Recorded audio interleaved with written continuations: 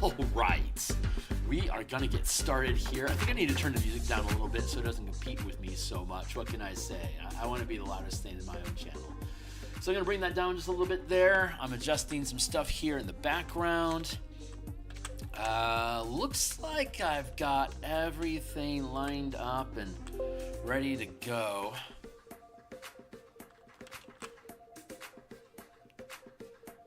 Hey guys, what's up? My name is Phil Kearney. I create role-playing games, I illustrate them, I publish them online, and we're creating content for Dungeons & Dragons 5.5. Specifically, the Spelljammer Combat and Exploration campaign that we're building for Eberron, the Mecha Kaiju battles. Here's two of the Mecha that we've scratched in for our players. We're making unique Mecha for our five-man team of players that we have on my Discord channel on Saturday mornings. We're starting this weekend with our first session. I am very excited. And so we made two Mecha on Monday night. This is Thursday night. Following that, we have two more character entries for us to build two more Mecha today. This is Artificer Battlesmith Mecha, and this is a Dwarven Void Hunter Ranger Mecha build. They're 20 feet in size, so they occupy a 20-foot square. So here's a 5-foot square with, like, I don't know, a gnome or something standing in that 5-foot space, and then you can see the scale of the Mecha in comparison to your normal doobly guy that'd be hopping around and then hopping inside the Mecha, inside here somewhere, and like inside here. Obviously, you can potentially have multiple people sitting in the same Mecha if you wanted to, but they're designed to be each character has their own Mecha so that we can fight Kaiju at the 50-foot scale. So for those that for some reason aren't already indoctrinated in my scaling mechanics, let's go visit the Spelljammer Combat and Exploration document that's on the DMsGuild already. And we can look here, we pop open the free preview.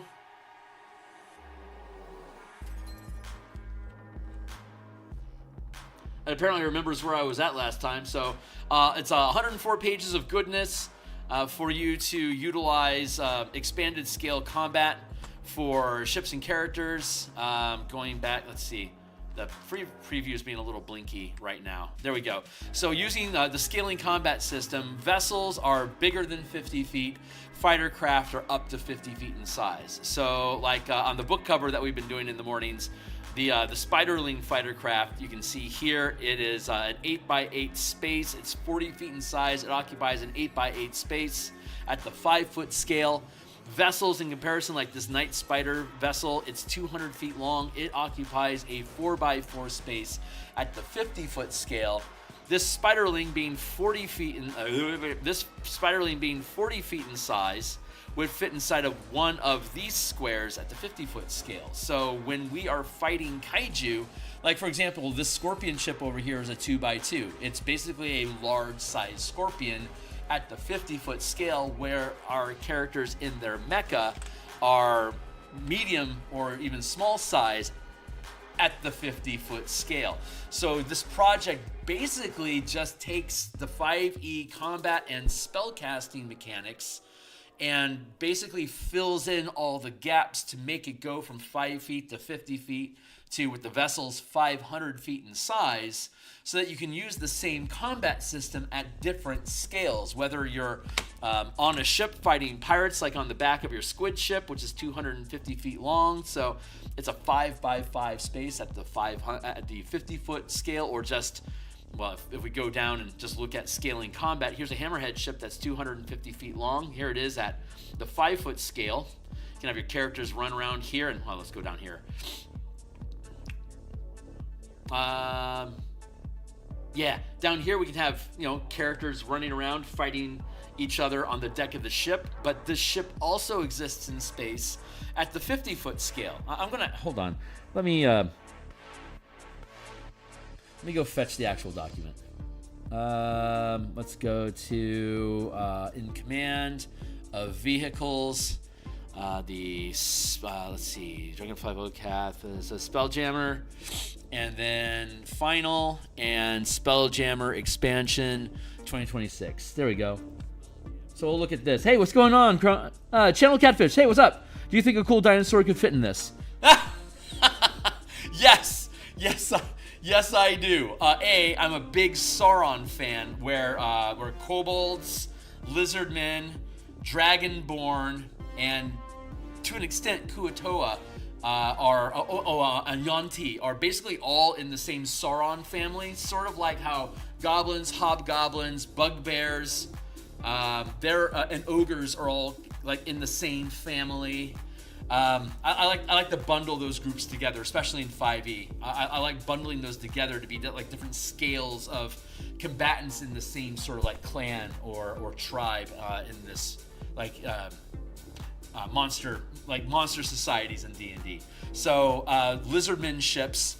I love lizardmen in Spelljammer. In Spelljammer, lizardmen, the hotter the water that their eggs are laid in and gestate inside of, the more you cook a lizardman egg underwater, the more you boil it, like hard boil it, it comes out more intelligent, stronger, bigger, and potentially psionic powers. So in Spelljammer, they have breeding ships where they just be chock full of lizardmen eggs that they have in low orbit around a fire planet or a sun. So it's just literally just cooking the ship at maximum temperature with this radiant energy in space that mutates the lizardmen to become more. It's almost like Farscape. The Scarran in Farscape is so much like Spelljammer lizardmen. I love it. It's super cool. I also had the idea of an aboleth with Kuo-toa worshippers in basically like power armor. Like the aboleth is wearing power armor that acts as a spelljamming ship. So it generates its own bubble that holds water that it's basically swimming in with its Kuo-toa followers. So it becomes like the aboleth becomes like a carrier ship, almost like the Nautiloid. The Mind Flayer Nautiloids are like semi-living creatures. The aboleth would be it's sort of like that. That the mecha, or like its mecha suit, would basically be a giant aboleth-shaped spelljammer ship that would have a lot more space than like the 30-foot aboleth would need. It'd be like 200 or maybe even 500 feet long. But that means that there would be a ton of carrier space for just legions of Kuo-toa followers to act as basically aquatic pirates.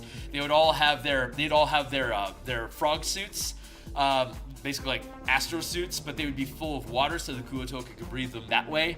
And instead of sharks, obviously they'd have scabbers that would be swimming along in the air bubble alongside the aboleth master.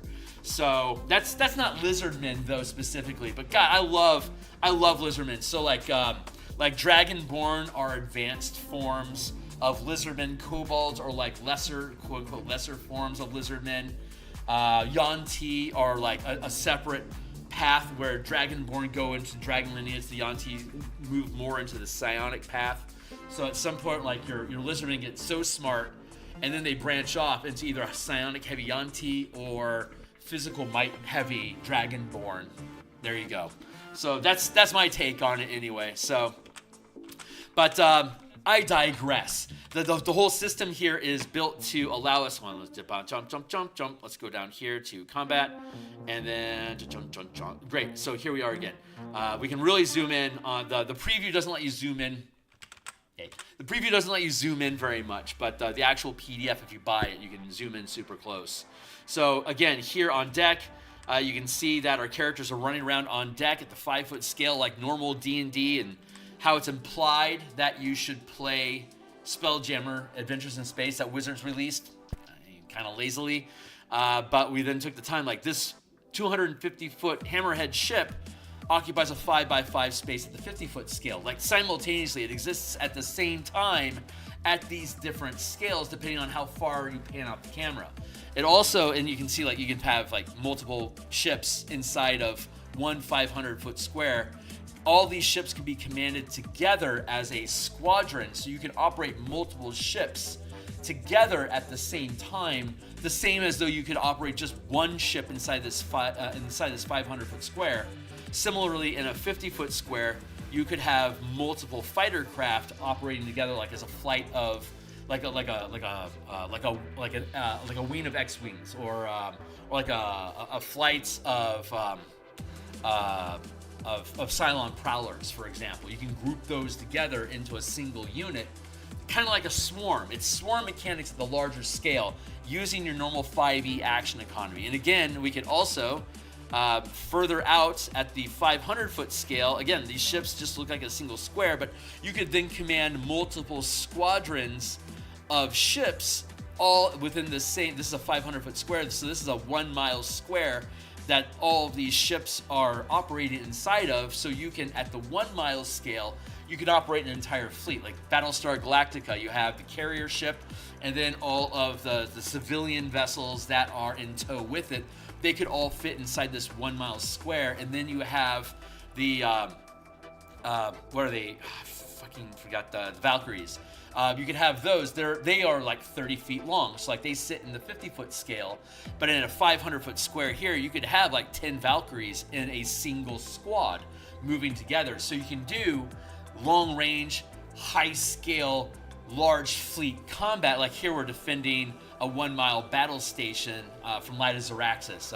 We built out all the mechanics for Light of Xeraxis to work with these mechanics, and this document has a chapter that literally translates everything from Light of Xeraxis into the mechanics that are in this book. And if you buy it, you get all the assets for like all the character art, all the ship all the ship tokens, all the maps that go to all the different combat encounters that we can create. Like after your team explores the derelict Nautiloid and gets ambushed by by a Neogi, there's a squadron of 40-foot night spiderlings on a 200-foot night spider carrier ship, and it's got, you know, Umber Hulk brutes that you throw. Like I like to say, you have the spider. The spiderlings are big enough, 10 by 10, so you can see here. Its abdomen, it opens up in the hatch here. If you buy the document, you get the schematics for this. But this opens up, and it's a 10 by 10 space. So an Umber Hulk can be seated in the abdomen here. So if this ship comes by, buzzes your ship, and opens up its ass and dumps out an Umber Hulk onto the deck of your ship, you now have an Umber Hulk lumbering around on the deck of your ship, and all it has to do is grapple and then throw NPCs off the deck of the ship. Because if they're off the ship, they can't operate your weapons anymore. So you can disable a crew's siege weapon combat abilities at range by just chucking the crew overboard. So that's what they do. And now that their barrel is empty, they can come by and scoop up everyone that's just bobbing out in space, thrown overboard. They scoop them up and enslave them. So they could just literally just come by, buzz your deck, drop a couple Umber Hulk in, toss off a couple people off deck, jump off deck themselves, and then the spiderlings come alongside, scoop everybody up, and then take off, and you just lost 10 guys. And now they're just fucking gone. So like that's like a Neogi, that's a Neogi kind of bird of prey sort of maneuver on how to steal crew, how to enslave crew and sell them off. Just go find a carrier ship somewhere, just go find a cargo ship, and just keep an eye out for the crew. When you see them, boom, jump in, grab their shit, and you just literally just steal their people. Like you pickpocket people off the deck of the ship, as though this was a character walking along and stealing valuables from a noble NPC somewhere in town because you needed more loot. Funny stuff. Anyway, so these are 2 mecha that we built so far, and we're going to further dive into the Mecha Kaiju book that we've built. We're building a unique mecha for our characters in this campaign to fight kaiju and space pirates and shit at the 50-foot scale. So we're going to work on Shuei's Gnome Wizard Arcane Shipwright. The Arcane Shipwright is basically the wizard acts as a combat medic, but instead of casting Cure Wound spells on characters wounded in battle, the wizard is casting Mending and other leveled up spells to repair the damage that the mecha or ships take during combat. So you can have a cleric healing the pilot as they take damage for the ship, or you can have your wizard Arcane Shipwright healing damage on the ship and the pilot doesn't take any damage. So you have or you can split up the damage between the pilot and the ship and do both. So it's super fun. So first thing we're going to do is we're going to break down and look at what wizard abilities, like the wizard class features in the player's handbook. We're going to look at those features and see what features need to be modified for people to be able to use the system smoothly with their character features. So if you think this stuff is cool, like, subscribe, hit the bell icon, notifications. We're trying to get to 1,000 subscribers. We're at 660 right now. It would be awesome if we could pick up another 6 subscribers so we can get to that classic 666. I'll take a screenshot of that and celebrate it on my Patreon, which is linked down below, and tip your wait staff. So let's see. Here's some standout things. Has Kaiju Constructs, Shocking Grasp, True Strike. Uses a sling when he doesn't want to use any. He doesn't have any real ranged spells. Shocking Grasp is touch. True Strike modifies sling shots. So True Strike plus sling means that we've got a wizard that's going to want to have spellcasting capabilities on their mecha. Since they're True Strike sling focused, we're probably going to want to give them a ranged weapon. But I'm thinking like an Eldritch Cannon, so we'll probably build an Eldritch Cannon into his mecha. And we'll see whatever else grabs my attention. So I'm going to, let's see. Let's go into the, here we go. Here's the Spelljammer Kaiju and Constructs book. It's linked down below. It's a read-only document for everybody but me. But we've been building this here online, and we will eventually be turning this into a book. So we're going to run a campaign using these mechanics starting this weekend, and whether we can keep everyone or we have to pick up new players or not. But the plan is to start at level 5 now, and by New Year be level 13. That'll be a good 8-level array in the middle zone of gameplay, at the core of gameplay. That'll be a good. I already know the Spelljammer mechanics in the book itself work, because we ran a couple campaigns utilizing them, and at basically like essentially like level 1 to 15, level 1 to 16. Yeah. And so it ran really well. Lazaraxis went really well. We used it in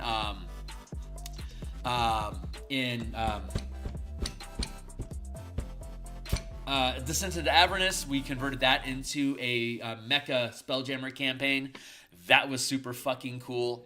So these mechanics work just at the basic mechanics as written here, but now we're diving into deeper specifics with unique mecha that, again, just basically converts your characters directly into larger scale by donning a suit of larger size. So the power systems, the default mecha that we already have for everybody, and I'm gonna spell this out because we made some modifications since Monday, just for better flow. First off, it's 20-foot scale, which means we're gonna do 3 times the weapon damage, and it gives your characters an extra 40 hit points. So with this system, when you are piloting a ship, you can use your own hit points to take damage for the ship instead of the ship taking damage. So like these 20-foot mecha have 40 hit points. The 40-foot Spiderling we were looking at has 80 hit points. So if you have 60 hit points on your character and you're in a mecha with 40 hit points, you effectively have 100 hit points. And you're doing 3 times your normal damage. So if you're using a 2-handed sword and you've got great weapon master feat, you're doing 2d6 plus 7 damage at 5th level. But because your mecha is 20 feet in size, and if you have a 20-foot long 2-handed sword, which our characters do, then they would do 3 times the damage. 6d6 plus 21 damage each hit, and they get 2 attacks. If you're, say, a berserker in your mecha, you'd have your bonus action while raging to make a 3rd attack. A rogue using mecha with light weapons would be, like daggers, would be able to do 3d6 damage with the daggers. But could also use the Nick property with it. So you could do dagger and the Nick property, and then have your bonus action open to, do monk-like things or fightercraft type stuff, whatever you're doing. So that's the 20-foot scale. That's the damage that scales up. The maximum speed for these ships at the 50-foot scale is 250 feet movement. That's 5 squares at the 50-foot scale. If you take the dash action, that's another 5 squares. So basically you move 500 feet in 1 round if you're not doing anything other than just hustling across a landscape. That translates from 500 feet per round to 1 mile per minute to 10 miles per 10 minutes to 100 miles every 2 hours roughly to 1,000 miles roughly every 24 hours. So your maximum scale of distance in an overland movement is 1,000 miles per day.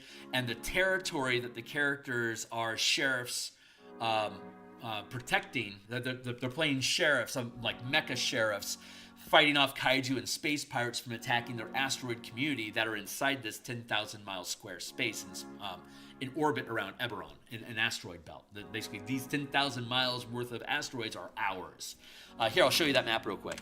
I'm being really schizophrenic today, so don't mind me. I'm just having a great day. I'm really happy about what's going on in my life right now, and I'm jazzed to be here right now. So let me go find. There we go. So here we are. Let's drop that out of the way. Here is Eberron. Eberron is, let me grab that grid. Eberron is roughly 8,000 miles in size, so it occupies a 10,000 mile square. Each square is 10,000 miles. Our mecha can only go 1,000 miles per day, but the carrier ship that scoop up the mecha and take them from location to location can do 10,000 miles per day. So on a square crawl campaign, or grid crawl as opposed to hex crawl, I use squares because of combat. So a grid crawl campaign, we're starting. This is our 10,000 mile territory, and these are different nodes. This white region here that's been outlined. These are fresh air zones where there's enough asteroids with plant life to be able to create a general field of air that's breathable. So when you're flying from location to location, you basically got fresh air and weather coming in on you. It's space weather, but still there's this large pocket of fresh air that makes things livable and expanding. The space in between this green area is the poison sea. There's not enough vegetation existing out in the poison sea to support clean air, so it's poison there.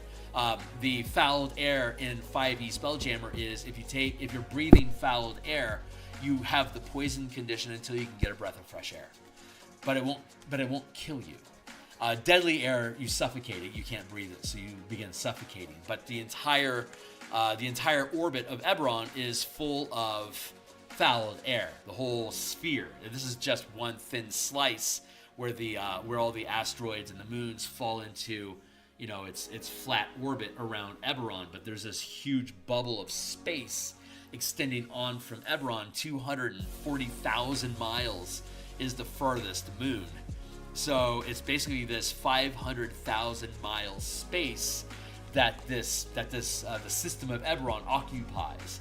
And that doesn't even take the sun into account. This is just the planetary system. But the speed of our spelljamming ships top out at 10,000 miles per day. So it might be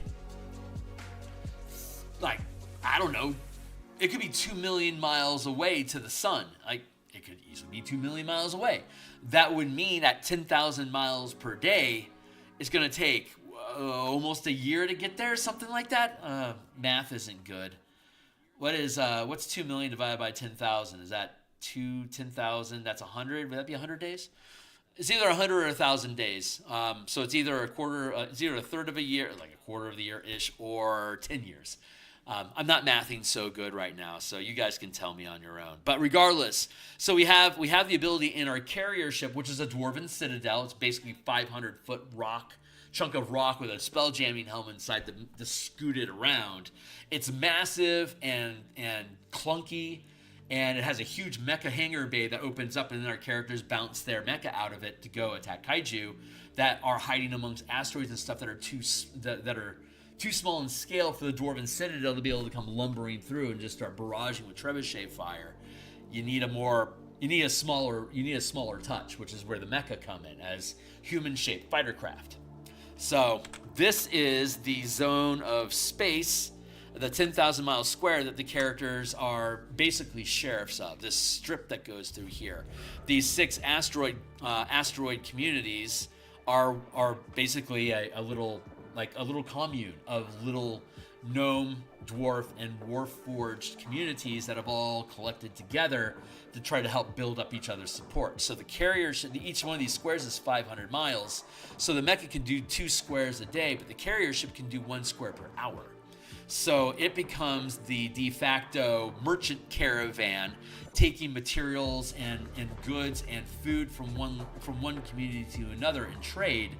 And while you're doing that, you're also the sheriff. So you're this massive cargo ship that has bristling with weapons and has a mecha support ships to protect it. So not only is it delivering goods from location to location, but if there's any trouble at any of those locations, it then scoops up, flies over to that location, disperses mecha to fight whatever the problem is, and then hopefully no casualties or damage. They can chase off the threat, but once they're done, they scoop the mecha back up, and then they go back to their normal trade routes. So these communities are under attack by mecha bubbling up from the nether regions of the sphere that we don't have any eyes on, that have been down there forever. Now they sense us out here in orbit, so now the kaiju are interested in coming to us. And so we're having kaiju show up that we have to battle.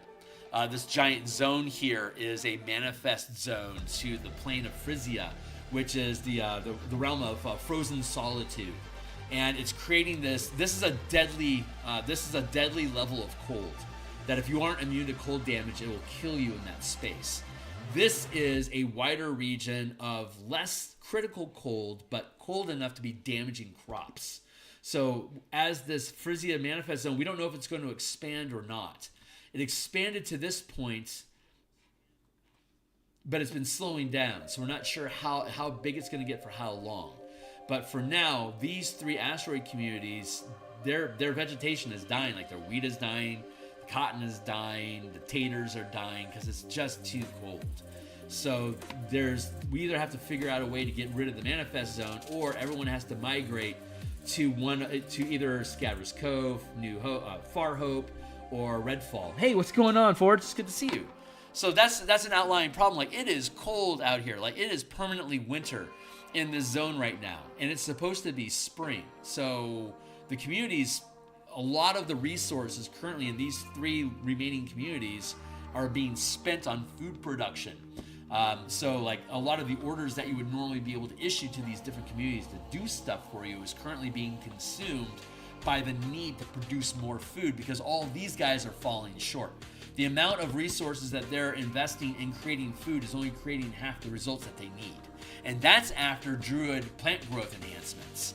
So these guys are hurting. So they have to rely on these other communities to help cover the gap and provide more food. So while they would normally be able to like work on construction projects, do more research on things, work on expanding and attracting more people to the community to potentially grow the rank of power in the cluster, they're having to spend all those extra resources on just creating more food so that the population doesn't starve.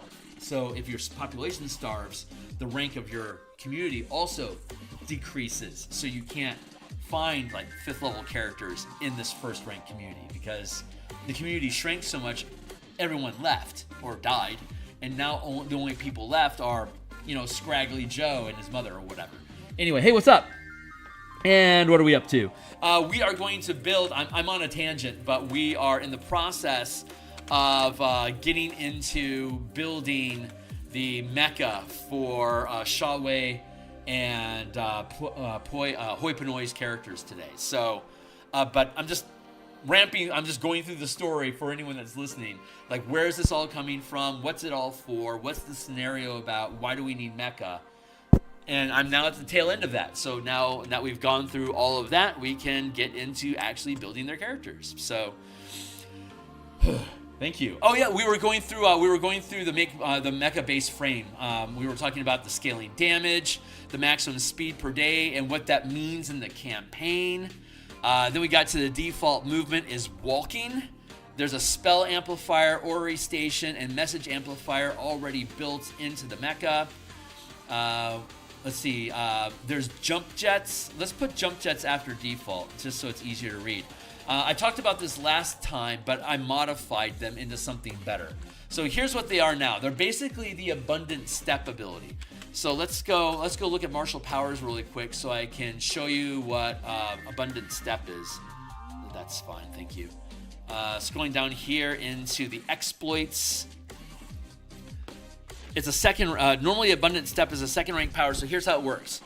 You can channel this exploit as part of your move action. You gain a fly speed equal to your move speed until the end of your turn. If you do not end your turn on a surface or liquid that can support you, you fall as normal. And then this power gives you kickers where you can speed up your movement. But this is just the framework that we're using to create the jump jets. So the jump jets work like this. You normally have a walking speed, and it's 5 squares per movement. If you take the dash action, you can take up to 10 squares of movement before like long stride or haste and stuff like that. Gives you extra squares like normal. But with jump jets, what they do is the mecha has jump jets that allow flight at move speed for 1 round without penalty. From there, you can sustain flight for multiple rounds. Each round of uninterrupted flight inflicts the mecha with 1 degree of exhaustion. And when you get to 6 degrees of exhaustion, the mecha locks up and basically it overheats and becomes disabled until it can cool down. It naturally cools down 1 degree of exhaustion per round of cooldown that you spend, which means if you overheat the mecha to 6 degrees of exhaustion, it'll take 6 rounds for it to cool off, which sucks. So what we do instead is you can manually cool your mecha 1 degree of exhaustion for each point of mana expended as an exploit. So your mecha heats up 1 degree per round, and if you expend mana, you can cool it down. And our characters, using the martial power system with empowered actions, you can expend action economy to generate temporary mana. And since this is described as an exploit, you can use this temporary mana as an exploit to pay for it. So if I sacrifice an attack during the attack action, I can generate 1 point of mana, which can then pay for my jump jet to stay on without overheating. So if you want flight, you're going to give up some action economy during your turn to be able to sustain flight perpetually. If you don't need the flight, cut the jets, drop to the ground, and make use of your full action economy like normal. If you only get 1 attack per round, then too bad for you, Rogue. But instead, you could use your bonus action. If you sacrifice your bonus action, you can gain a temporary hit point. You can gain a temporary point of mana. You can also sacrifice your reaction to gain a temporary point. And rogues, if they don't move, they can generate a point of mana. But why would you have jump jets on if you aren't going to move? So anyway, there's the idea. Would be cool with me changing. Would be cool. Let me adjust my screen here so I can see everything. My push mastery to something else and keep it on my mecha because I already got the mastery from using an enhanced weapon. So I'd like that power shot for something else, if that's okay with you. Yeah, just write it out and tell me what you're gonna do. Drop it in a Discord. I'll look it over, and if anything doesn't jive, I'll let you know. But I'll probably approve it. You're always. I mean, you can change your character. We can change powers, masteries, feats. We can change them every long rest. So your character is going to be in flux through the campaign. Is like you might take Topple and realize that you just don't really use it. So why don't I get rid of Topple and pick up another sustain power or a different strike instead? Like it's all very liquid. It's designed to be adaptable so that you can change as you wish. But if you want to keep your mecha static, I'm just building your initial frame for your mecha, and then you can rebuild it later as you please. So yeah, change things. Be welcome to change things. But once game actually starts, you'll only be able to change these things once every 4 sessions. So you'll have a chance to play with them and see how they play out for a little while before you switch over. It's like, I want to try something different. Then you'll have an opportunity to change when we have our Bastion turn. So that's how jump jets work. You basically give up a piece of action economy to generate temporary mana to be able to sustain your flight without overheating. And of course, if you're traveling between worlds on the daily scale, like 1,000 miles per day, it takes I think it takes an hour for you to lose momentum. So basically once per hour, you just have to hit the thrusters. Just do a short burn every hour, and you can basically sustain 1,000 miles of flight the less you burn, the less maneuverability you have. So like if you just do a slow burn, just tap yourself through the void at slow speeds. I mean, 1,000 miles per day, whatever. It's 30 miles per hour basically, roughly 50 miles per hour. But you get what I mean. Like you can casually flying between overland movement. It doesn't require a lot of specific attention to action economy like on a round per round basis. Similarly, for you to fly between asteroid communities, like to fly between worlds on the daily scale, you're just tapping basically every hour, maybe every 10-15 minutes or so to do some course correction stuff, but you're just tapping the stick just to keep yourself going. Otherwise, you're just kind of hanging out in the chair waiting for you to cross. Or you get on board your carrier, and what you can do in 24 hours on your mecha, the carrier can do in 1 hour. So the carrier is going to be what's going to deliver you to threats. But you could potentially go explore something with time on your hands while the carrier is over there doing like transferring goods from location to location. The mecha don't have to be on the carrier, but if the mecha are with the carrier, you can get to destinations very quickly. So you have those options, and we'll figure out how that feels as the campaign plays. That's the point of the campaign, is to feel these things out and to see how well this idea of communities with bastions and the mecha attack, like all this stuff, is all a playtest. It's like what works and what doesn't. What do we need to change? So, and then we have the spell amplifiers, so you can cast spells and affect things at the 50-foot scale. It doesn't increase damage; it just increases the scale of the effect, so that you can use the 50-foot scale. But you see, you don't get a lot of extra hit points for being larger in size, like a cloaker, like a 100-foot cloaker, which normally has 92 hit points. A 100-foot cloaker, instead of like a 10-foot cloaker, it's 100 feet. That would have 292 hit points. Like, it's not dramatic amount of increased hit points, but it scales pretty well with the extra damage that your characters can do with their weapons in the mecha. So it actually kind of works out. Like that cloaker has 3 times the hit points, and you're dealing 3 times the damage that you normally would. And a cloaker is like a CR8 creature, so like that's appropriate for a 5th level party. So like a cloaker and some minions would actually be a balanced kaiju battle for your 20-30 foot mecha versus a 100-foot cloaker. Like that would be a cool kaiju fight. It's on the random encounter list, so that could happen. Hey, yeah, do that. So that the spell amplifier lets us do things at the 50-foot scale. So like your burning hand spell, instead of being a 15-foot cone, it's now it would affect. It's not going to do it would do and this one we're going to do a 150-foot cone. Normally it would just be, it's still just a 15-foot cone. You don't amplify. In the normal Spelljammer rules that we have, you don't increase the size of scale of the spell to be like 150 feet, but it would still do like 3d4 damage. So like you'd be able to cook 150 feet worth of soldiers. Normally in Spelljammer, it still has the 15-foot cone of doing the damage. It's just originating from your ship. That doesn't sound very impressive, and it shouldn't. In Spelljammer, spellcasters aren't there to deal damage. They're there for buffing the combatants and for debuffing enemies, changing movement speeds, giving you advantages, paralyzing, stunning, flipping ships over, pushing them aside. That's what magic does in Spelljammer. All the damage is coming from weapons.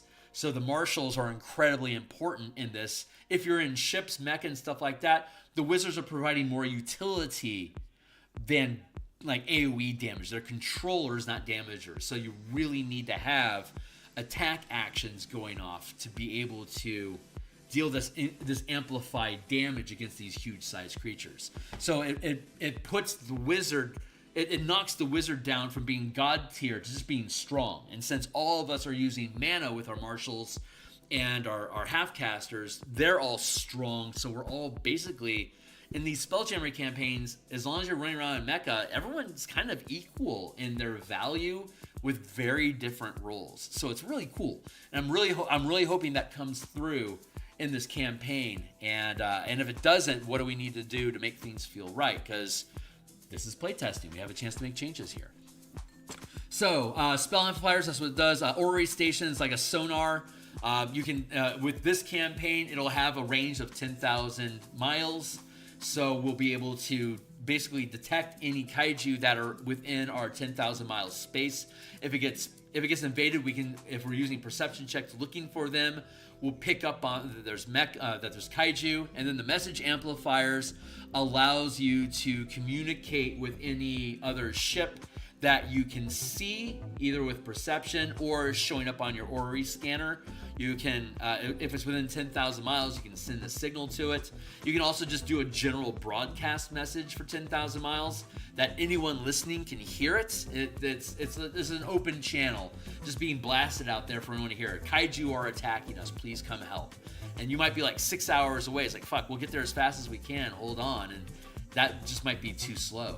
So everyone's able to freely communicate. If your mecha are moving independently, you don't like, it's easy for each other to communicate with each other because you have eyes on each other on your orrery, like your little sonar blip, like your overhead map sonar display on the in the helm of the mecha, as well as like actual visuals. Because when you sit in a Spelljammer chair to pilot a ship, you basically wild shape into that mecha, so you can see basically from all angles of it, including the interiors of it, and you can use any point that you can see from while you're on the ship. Since you're basically wild shaped into the ship, anywhere in that space can be the origin of your spell. So like if you were like, for instance, if you have that burning hand spell prepped and you're in the pilot chair and pirates board your ship and you as a pilot pick up on it, you can cast burning hands at a point in the hallway like 2 decks over, and that's your point of origin. So basically the wizard is everywhere at once and can target you anywhere inside of the space that the ship occupies. So pirates storming a ship is incredibly fucking dangerous, because a pilot in a sealed helm in a bridge that's been sealed off and secured against invasion can basically just target you with spells like True Strike, Shocking Grasp. You can just put Shocking Grasp to the floor to hit anyone that you want. And there it is. You made the attack roll. You're probably going to hit them because they're literally right on you, and you can just shock them there. You can throw a lightning bolt down a hallway, even though it's like two levels up. You can just go bam, lightning bolt down the hallway. Suck on that. Or like anywhere you can just dump a cloud kill spell, like into the into the hangar, the cargo bay if you wanted to.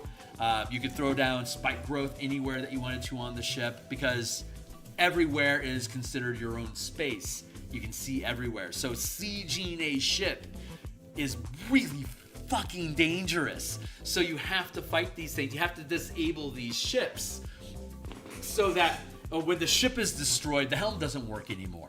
So if you can whittle a ship down to 0 hit points, you can repair it and salvage it, but if you bring it down to 0, it shuts off the spell jamming capability of the ship. So now you can attack the ship without the wizard sieging you the entire way and killing you before you even get there. Fun mechanic. If you guys start taking on pirates, you'll have an opportunity to engage at that level, which could be a lot of fun if you wanted to storm a ship. It makes storming ships a lot more interesting. Like Spelljammer's Adventures in Space is like, oh, it's so boring, all you do is storm a ship. It's like, well, if you get on that ship, you're basically fucked until you can find that helmsman and get them off the helm so they stop destroying you. So anyway, that's, like I said, I've been geeking out. I love this stuff. So Sean Wei is playing a wizard. That's the base mech. Now we're going to customize the mech for Shaw's character. So let's see. He is playing a gnome wizard, arcane shipwright, and the arcane shipwright goes like this. Where are you? Subclasses. There we go. Let's go down to the wizard. So you gain proficiency in blacksmithing, carpenter tools, and tinker tools. And as a magic action, you can create one of these tools. They disappear when you let them go. You can use that feature a number of times equal to an intelligence modifier. You can also spend a point of mana to reproduce them at any time that you want. So cheers. Potent Repair, you gain the Mending cantrip, and when you cast it as a ritual to repair a ship, you repair 8 plus your intelligence modifier, and then otherwise rolling dice to repair a ship with magic. The result is always the highest result, so you're always maxing the repair that you do when you cast magic to repair a ship. Super useful. Shipwright's Glyph. We're starting at 5th level, so we don't have this yet, but we'll have it in May.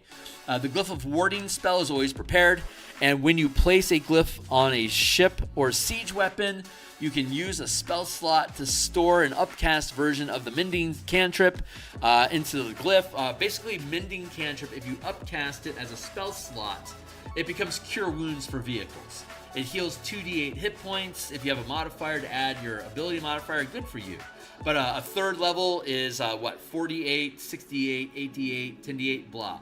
And as you saw, like our 20-foot mecha, they only have 40 hit points, plus the hit points on your character. So, and they have damage resistance, so it reduces the amount of damage that they take initially, and then the damage that you take, you divide up between yourself and your ship. When your ship drops to 0 hit points, it's disabled and doesn't work anymore until it has at least half of its hit points repaired. If the pilot drops to 0, he's dead, and he can't pilot anything anymore. So, cheers. But yeah, you'll eventually get Shipwright's Glyph. So this works just fine, but this is the subclass that he took. He's basically the ship's healer, and a pilot of a ship can do the touch spell on targets outside of the ship by using a limb of the ship, in this case a hand, to just touch like a mecha. I'm just bing, I touch your mecha, I heal you for 2, I burn 1 mana, I heal you for 2d8 hit points. There you go, just like normal healing does.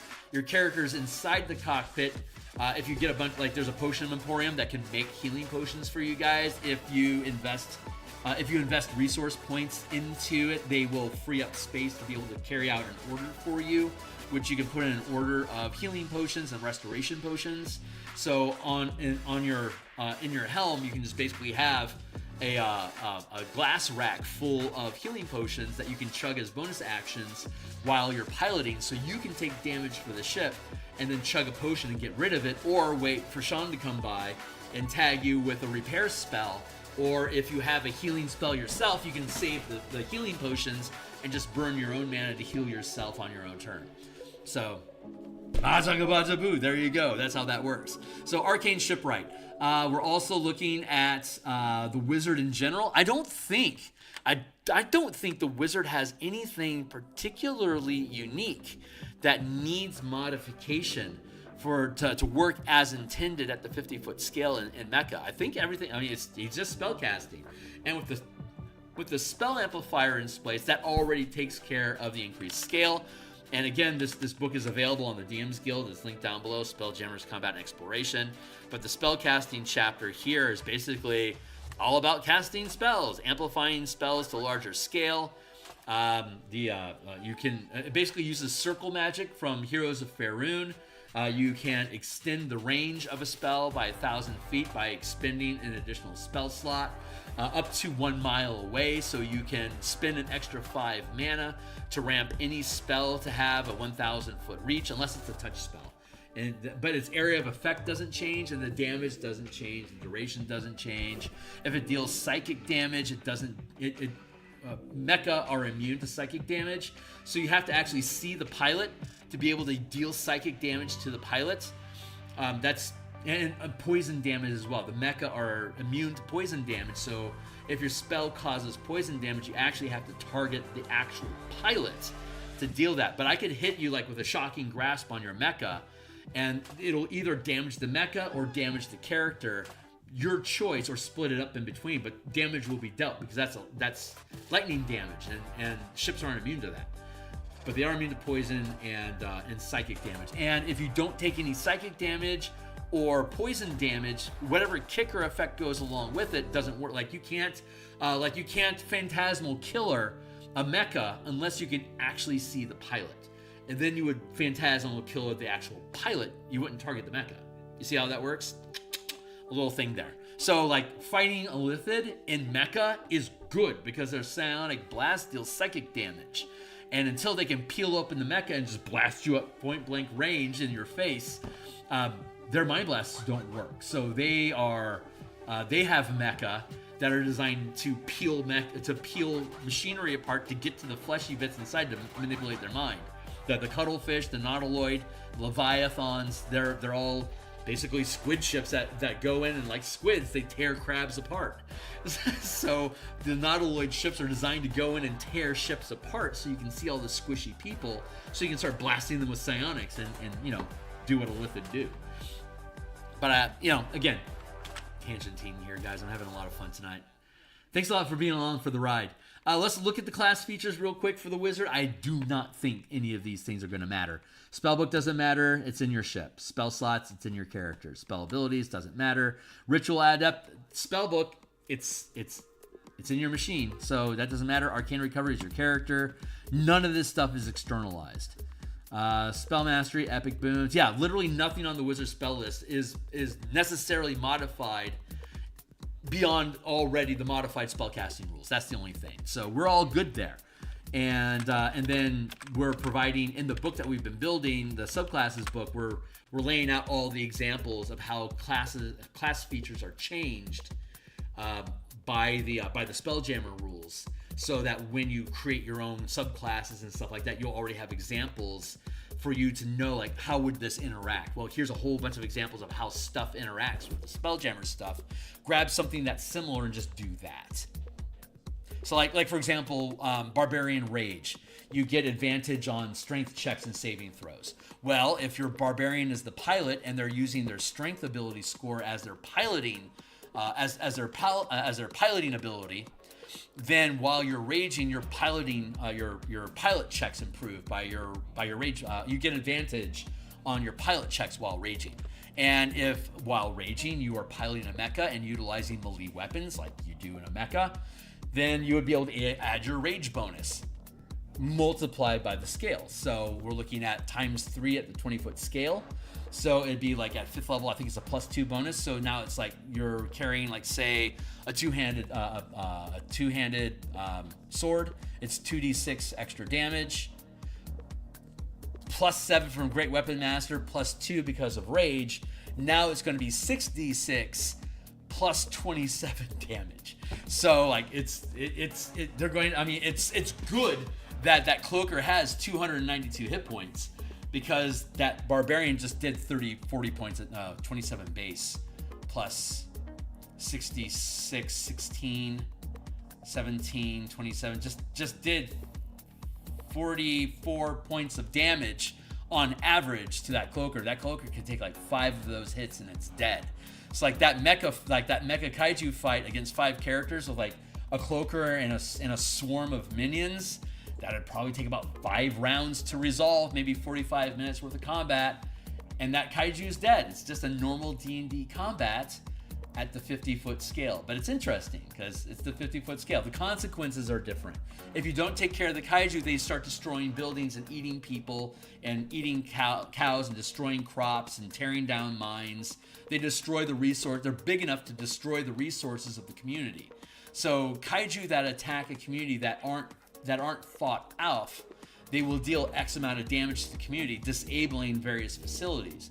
And they're already pushing their limits on producing extra food for the communities that are in that winter freeze.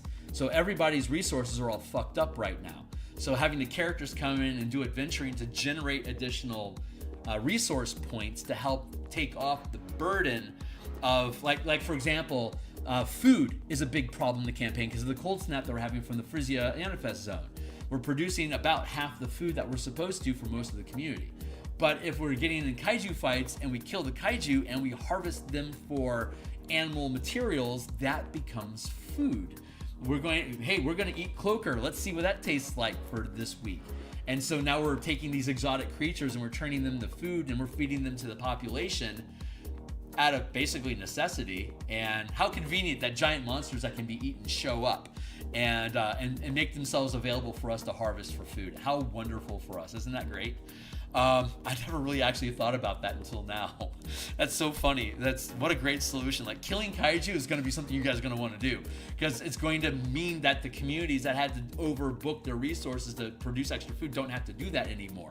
So every time you guys kill a kaiju, you can free up resources in one community, and then you can take those freed up resources and do something with them.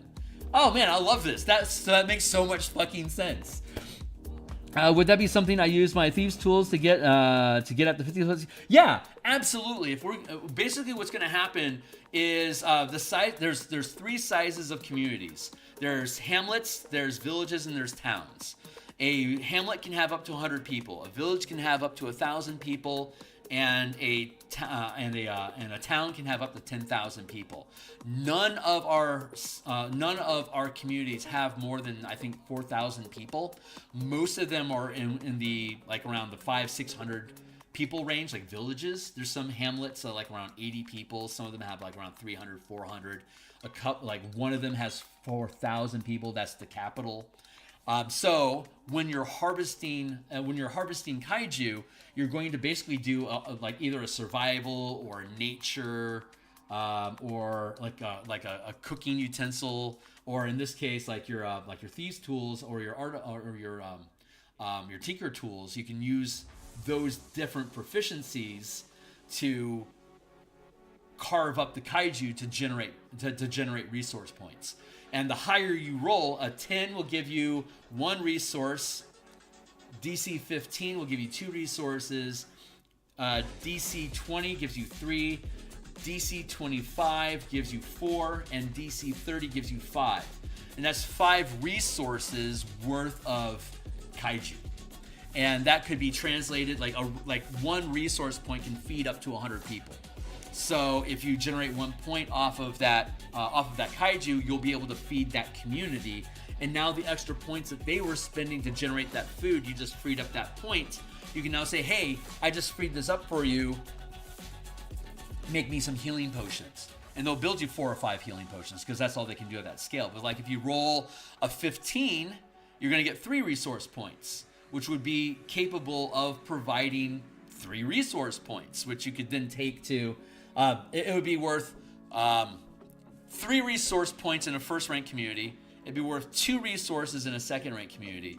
It'd be worth 1 resource point in a third-rank community. So you can, if you hit that 15, you can spend all those points to provide food to a town, and now they can free up a point of resource to give to you. Hey, make me, make me healing potions, but they're third rank. So that 1 resource point can be used to make not 5 healing potions in that hamlet, hold on, 50 healing potions. So like if you go to a town, an actual town, like a third rank community, and give them a resource point, they can do basically 4,000 gold worth of stuff for you, as opposed to the hamlet can only do 100 gold pieces of stuff for you. A village can do 400 gold pieces of stuff for you, and a town can do 4,000 gold pieces of stuff for you for each resource point that you spend. So that's how it scales. You've got common, uncommon, rare, very rare, legendary magic items that are worth 100 gold, 400 gold, 4,000 gold, 40,000 gold, 200,000 gold. So 1 point of resources to a hamlet is nothing compared to 1 point of resources available to a metropolis. Like if Waterdeep decided to get behind you in fighting kaiju and they gave you a point of resources to do something with, they basically just gave you 200,000 gold worth of stuff. Go do something with this. Well, each one of these mecha costs about 6,000 gold to make. Great. Go make an army. Build a carrier with it. Here's a bunch of dudes that'll populate it for you. They're already trained. As opposed to a hamlet, it's like, yeah, we got a rowboat and Bill there still has all his teeth. Let's go. It's a big difference. But that's why fighting kaiju, when you harvest the kaiju, your DC result will tell you how many points you get, and then you can hand out those points to different communities. to help them either recover or do different things. You see how that works? And I'll walk you. I'm going to walk you guys through how these things work and tell you like the kind of stuff that you can do, and then you guys will be able to decide what it is that you want to do, and then you'll make ability. It becomes a skill challenge to accomplish the thing that you want, and if you pass the skill, the skill challenge, then it goes off without a hitch. You do what you want to do, and then you just keep traveling on. If you fail the skill challenge, then a complication arises that becomes an adventure that you'll have to then explore, social, and potentially combat encounter with to resolve. And once you resolve that side quest, the complication is as though you would pass. That adventure allows you to re-roll and automatically pass. Like was like if you roll a check and you fail, you instead succeed. Like that's basically what the adventure gives you. It's like you tried to do this ability check, you failed. Go on this adventure and you will automatically succeed that check. And there you go. So that's what the campaign is being themed around. Is you guys have kaiju that you fight, you kill it, you gather resources, you give those resources to a community. That community then gives you resources back for you to do something with. And when you do something with those resources, it creates a skill challenge that you either succeed and then can continue with whatever your goal was for that challenge. Or if you fail, you have the adventure, and when that succeeds, then you can get back to doing what you wanted to do before the side quest. That's the action loop. So the wizard doesn't have to make any changes. So that means we have basically a free hand for us to build any kind of mecha that we want.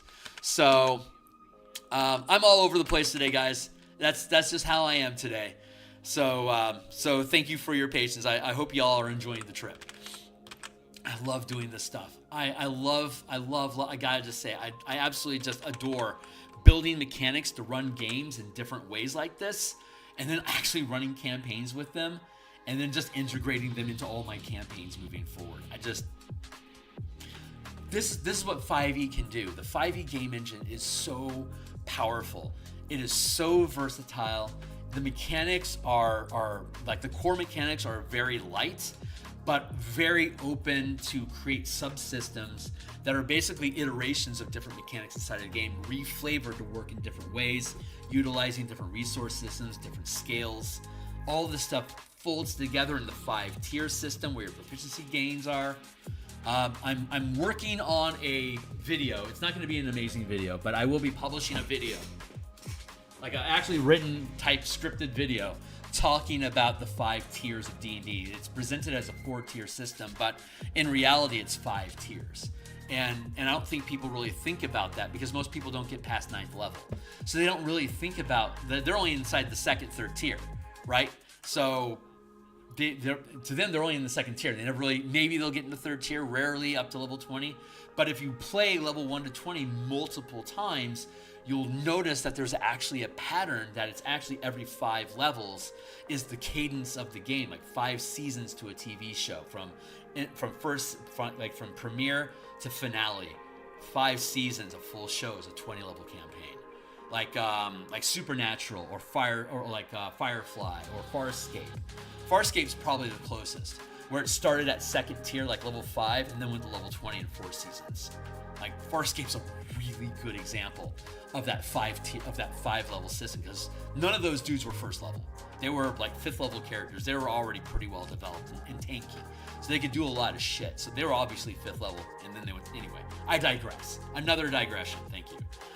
So let's look at the mechanics here. What are we building? So we know right now at 5th level, 2nd rank. The characters, they can have up to, it's basically 10 feet per rank. At 1st level, you can have 10-foot mecha, 5th level 20, 9th level 30, 13th level 40, 17th level 50-foot mecha. And they scale up in damage and blah, blah, blah. So at 2nd rank, 5th level, we're operating with 20-foot mecha. We've walked through the mechanics of that already. And I mean, do I gain proficiency in Thieves' Tools? Oh, if you have proficiency in Thieves' Tools and you're utilizing them in your mecha, then they have proficiency as well. If you have them installed in your mecha and you don't normally have proficiency with them, you can use your piloting ability check with those tools, unless a specific check asks for something else. But yes, you by default have proficiency in the integrated tools that are in your mecha. If you have integrated tools in your mecha, you automatically get to use them. If nothing else, using your piloting check to manipulate it, or dexterity, or however you want to play it. Whatever ability check you want, you can generally use while you're piloting. Basically anything other than charisma. Charisma, I can make an argument for charisma, but not immediately. Most stats, I think, work well for piloting stats. I don't see an immediate catch for charisma, but all the other ones I see an obvious logical path. So normally when you're operating at the mecha scale, you can lean into your best stats. So there you go. Cheers. I think that answers your question, right? What's something I could do? I could use my tinkering tools to do. Also, do I get proficiency from the mech add-on or just the option to use it? Yeah, so yeah, you would have proficiency. And what are some things that you could do with tinkering tools? You'll have the equipment that you need to carve up kaiju. You'll also be able to salvage ships. You can do repair. You can do large-scale repair work with it. You can potentially excavate and destroy things with them. If we start interacting with giants and large sky, like we're currently talking about kaiju, but if we start interacting with giants, like literal giants, like fire giants are 30 feet tall, if you guys start messing around with giants, which is possible from Fernia and Frisia, they're on the random encounter list.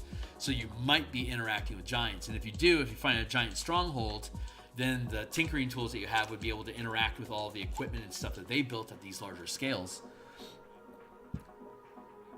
Cool. Right on. These, they basically become just utility things at large scale. You could use them to like if there's a cave-in in a mine, you could use the tinkering tools to dig them out. That would work. Yada, yada, yada. Like you would have advantage on digging things out as opposed to other people just using their normal mitts. Would just be trying to use ability checks to claw them out. But those tinkering tools, those integrated tools, would allow you to configure spades and picks to be able to get advantage on digging out. We'll find other uses for it. I encourage you to be creative. But those are just the ideas I can sense offhand. Okay, great. So we're looking at mecha design. Power systems, helms, power gear. So what we have is at second rank, uncommon. Here's our power engine. It's basically an uncommon magic item.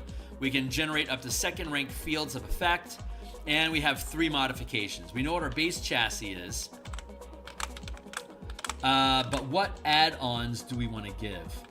It's a wizard, so what I want to do right off the cuff, what I want to do is include Eldritch Cannon. And let's go look at the Eldritch Cannon. Let's go here and scroll up a little bit. Fleet mechanics, ship grappling, area of effects. Here we go. Eldritch Cannon. So we're 5th level characters. Yeah. Beholder tyrant ships are just bristling with Eldritch Cannons that Beholders can use their eye rays through to amplify them to attack ships. Like a disintegration ray from a Beholder gets amplified by an Eldritch Cannon to be a significant threat. Hit you like a mile away with a laser. Jesus, kill me. Let's see. Mounted damage. Okay, so by default, as a cantrip, we can do mounted damage as 2d8 damage. So Eldritch Cannon has a range of 200. What is it? Range 500 feet.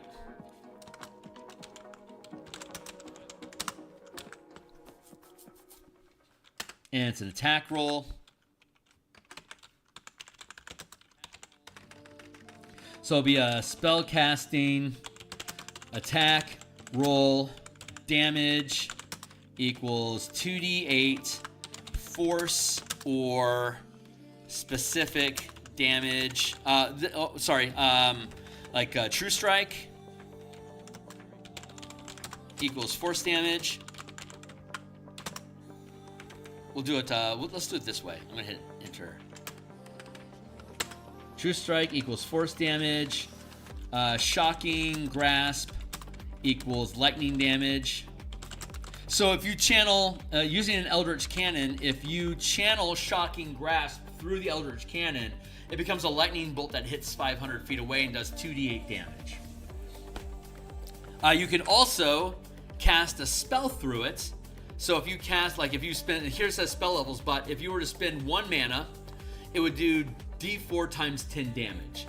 If you use 3 mana, it'll do d6 times 10 damage. And that's a magic action. Yeah, these are magic actions. So let's see, magic action. Spellcasting attack roll, damage is 2d8. True Strike does force damage. Shocking Grasp does lightning damage. And spell slot, mana. 1 mana equals 1d4 times 10 damage. 3 mana, which is the maximum amount of mana that a wizard can use at 5th level, 3rd level spell. 3 mana, Bob's your uncle. 1d6 times 10 damage. There you go. So a fireball would normally do 8d6, which is what? 8 times 3 is 20, what? Yeah, 8 times 3 is 24, plus 3 is 27. On average, we do 27 damage. On average, a d6 is going to do, well, on average, about 30 damage. So it's about the same. So, this Eldritch Cannon is single target. But that's good kaiju battle stuff. Hey, what's up?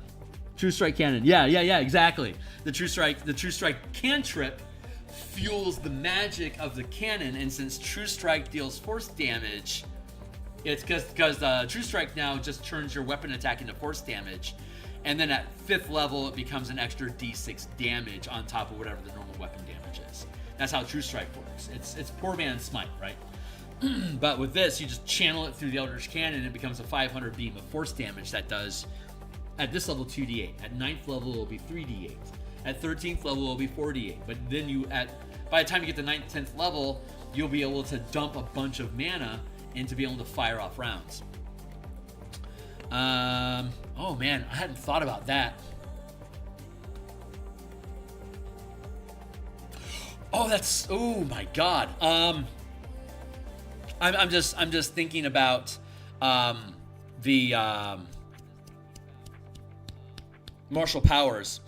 I'm thinking about rangers and paladins and artificers generating mana as they're sacrificing action economy to generate mana to be able to fuel an Eldritch Cannon with siege weapon damage. Like if I sacrifice my bonus action, I could use my magic action to fire an Eldritch Cannon, and since I sacrifice my bonus action generating a point of mana, I'd be able to do d4 times 10 damage with that weapon.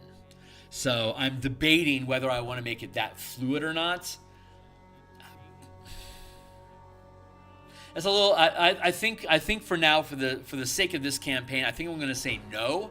That we're going to require it to be a spell casting action, which means you need to be a spellcaster, and it's not considered a spell effect. So like normally, like in combat, normally a ranger could like sacrifice their bonus action to generate a point of mana to then as a magic action cast Cure Wounds, because it's an instant spell. But this isn't a spell, so we can keep that integrity but deny you being able to make multiple siege weapon attacks per round with your action economy by making it not a spell effect, to instead make it a magic effect through it's basically a utilized magic item is basically what it is, which eats your action. You can't make attacks with it. It eats your action. So I think it's more like basic. Well, even if we made it a maneuver, you would be able to take combat maneuvers or attack maneuvers and be able to convert your maneuvers into attacks, so you can make multiple maneuvers. So that doesn't jive either. Yeah, we're just going to make this just a flat-out magic action to use. Always requires a magic action to use a siege weapon. So the Eldritch Cannon. That's how it currently stands already anyway, so we're just going to keep that in place and not worry about monkeying the language.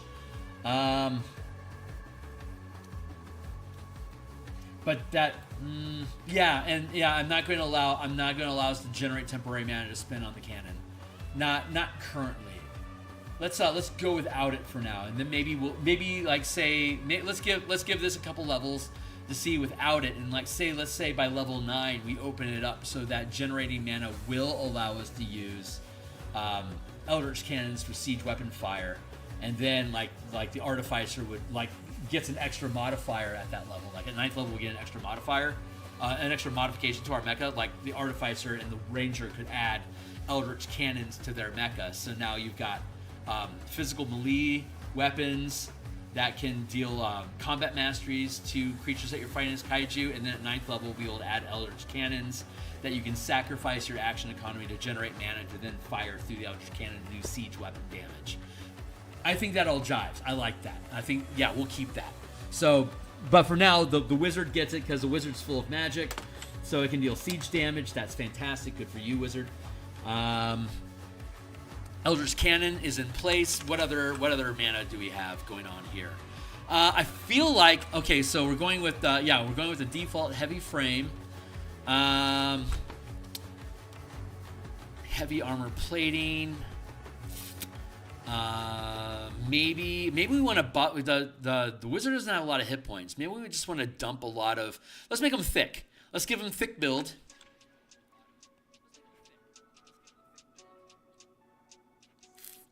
Where am I at? Here I am.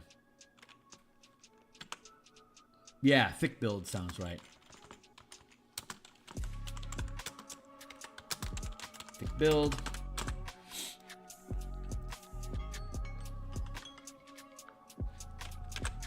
That's going to be plus 40 HP.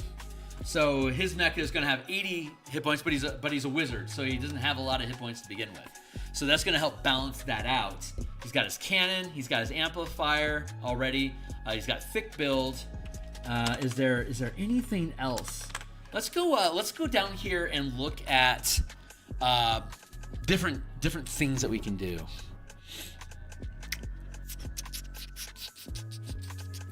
You gain expertise when you make an ability check that you can use perception or investigation skills, or while using an orrery to make a scanning check. What about maneuvers, targeted attack, coordinated dash, go, distract, ward. You gain resistance to bludgeoning, piercing, and slashing damage until the beginning of your next turn.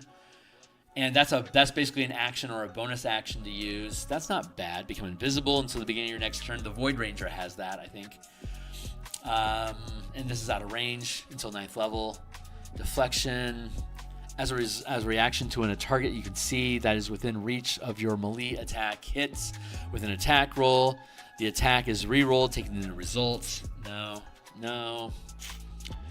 As a reaction to a target within reach of your melee attack that you can see makes... I don't want to keep that.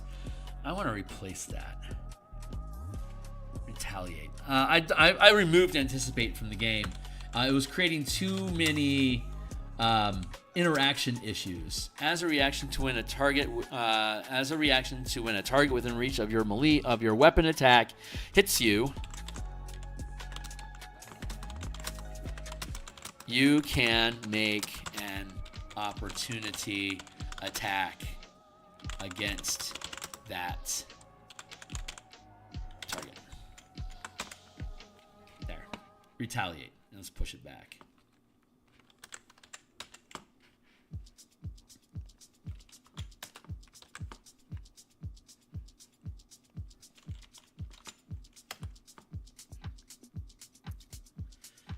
No, not feeling any of those. Crippling Strike, Disarming Strike, Shocking Strike, Thundering Strike. Shocking Grasp basically does what Shocking Strike does, and since the Wizard only has one attack anyway, that's kind of the same difference. So that doesn't really matter. Blind Sense, Power Shield, that might not be bad. As an object interaction, you create a defensive field of power that can be wielded as a shield that you're proficient with. The shield hovers in a space to protect you, leaving your hands free, and remains present until dismissed. The bonus to your armor class gained from the shield is +3. You can benefit from only one shield at a time. Let's give him Rogue Stance. You can use a bonus action to dash, dodge, and disengage. I think that's actually going to be really useful.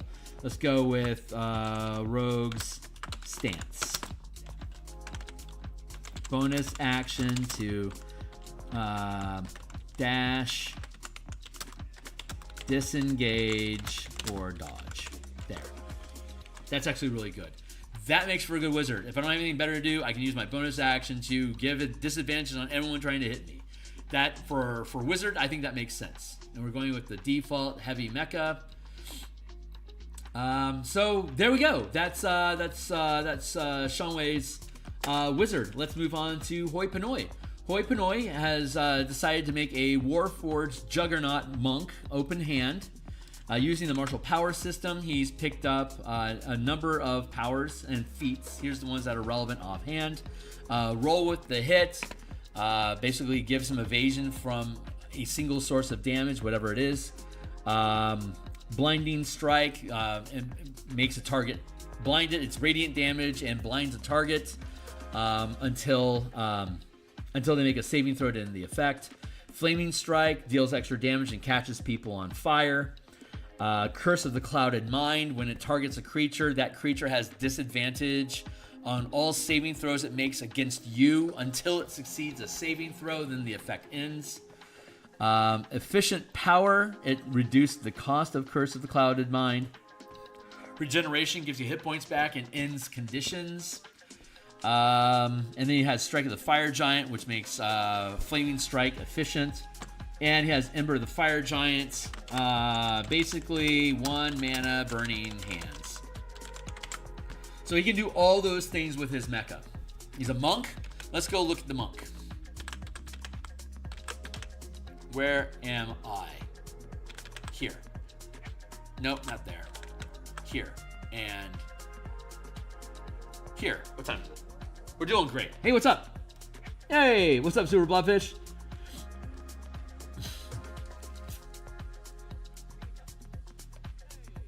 Oh, right on. Super Bloodfish, is this Hoi? Definitely put it in there with the intent of just punching with my mech real good. I mean, not that a full caster can really do temp mana anyhow. Right, exactly. Right on, man. Great timing. Okay, great. So let's get started here. Hoi Polloi is playing a Warforged Juggernaut Monk. Hold on one second. Let's go. Okay, so let's go to class features. Let's look at rules, classes, monk. First thing we're going to do is we're going to take the class features that the monk normally has, not thinking about martial powers specifically, just player's handbook, how most people would be using this Spelljammer document. How does the monk interact and what can the monk do? So let's go down here and take a look at how the monk plays. Martial arts, simple weapons. Yeah, there we go. Let's see. We're going to start with... Let's get rid of that line. Class mecha features. Monk.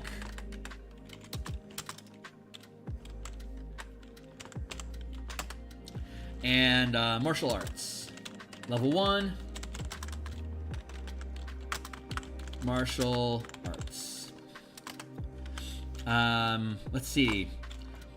You can use your martial arts die if it's with ship melee attacks if the die is larger than the weapon's normal damage die. Larger than the weapons die. For example, normally ships deal, say, like a spiderling fighter craft. It's 40 feet in size, and its 8 legs act as piercing rams. Normally they deal 5d8 damage. For a first level monk piloting a spiderling, your martial arts die is only a d6, so you'd use the d8.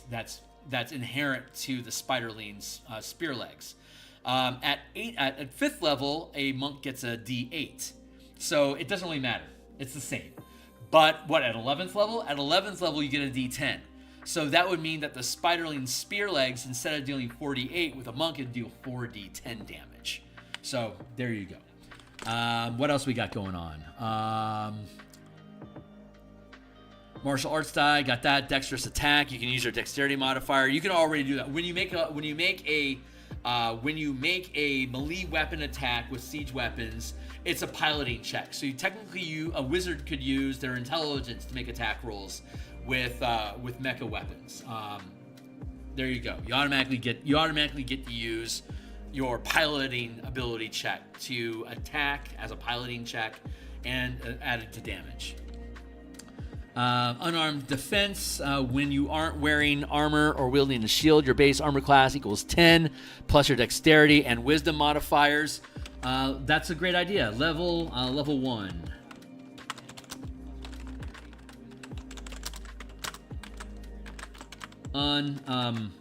Unarmored defense, and this would be when piloting a ship constructed from light materials, your AC is 10 plus dexterity plus wisdom. So you can make use of your full dexterity modifier. Light material, heavy material, you don't gain any dexterity modifiers. So like saving throws in heavy machinery sucks.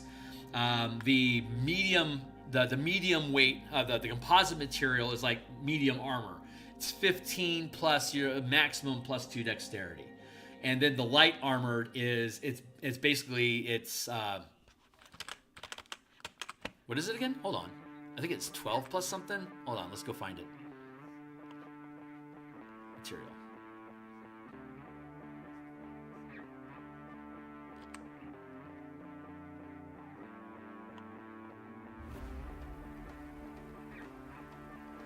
Light material, 13 plus dexterity or intelligence. So, light material, you could have 13. Like if your dexterity is 18, your dexterity would be 17.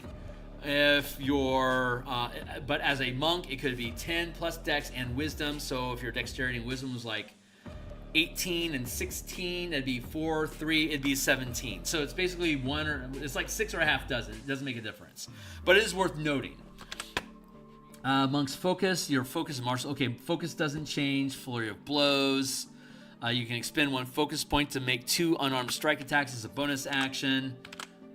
What is this? Second level, Monk's Focus.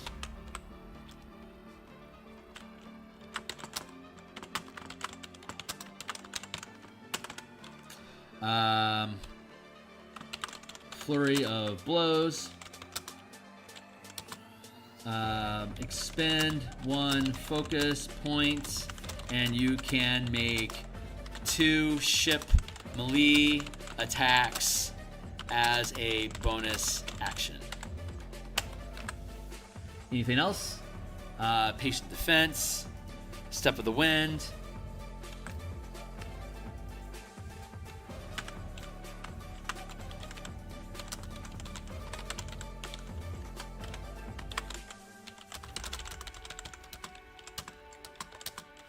Applies bonus action, move, applies to mecha movements. Applies to mecha. And this one specifically, I don't really need to spell that out. I am just to be thorough. There's no reason not to. Uncanny metabolism. When you roll initiative, you can begin by expending. You can regain all focus points. Cheers. That doesn't really affect. That's the pilot thing, so that doesn't matter. Oh, deflect attacks. Level 3. Deflect attacks. This can be done in your mecha.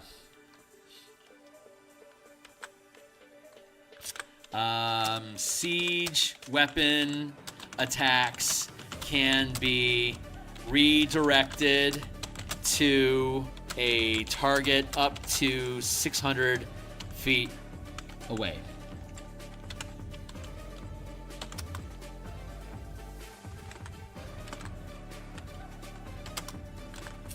Let's see, if you reduce the damage to 0, you can expend 1 focus point to redirect some of the attack's flow. How much does it deal? The redirect equals 10 plus your dex plus your monk level.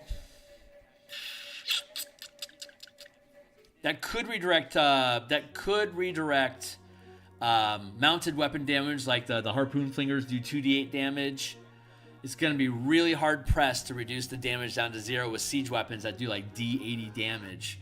Is there a way we can compensate for that? Is there a reasonable way for us to compensate for that?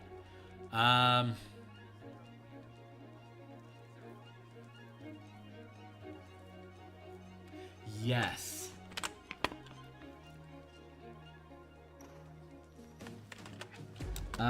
This can be done in your mecha. Let's do it this way. If the damage dealt to the mecha, let's word it this way. If the mecha takes 0 damage, the attack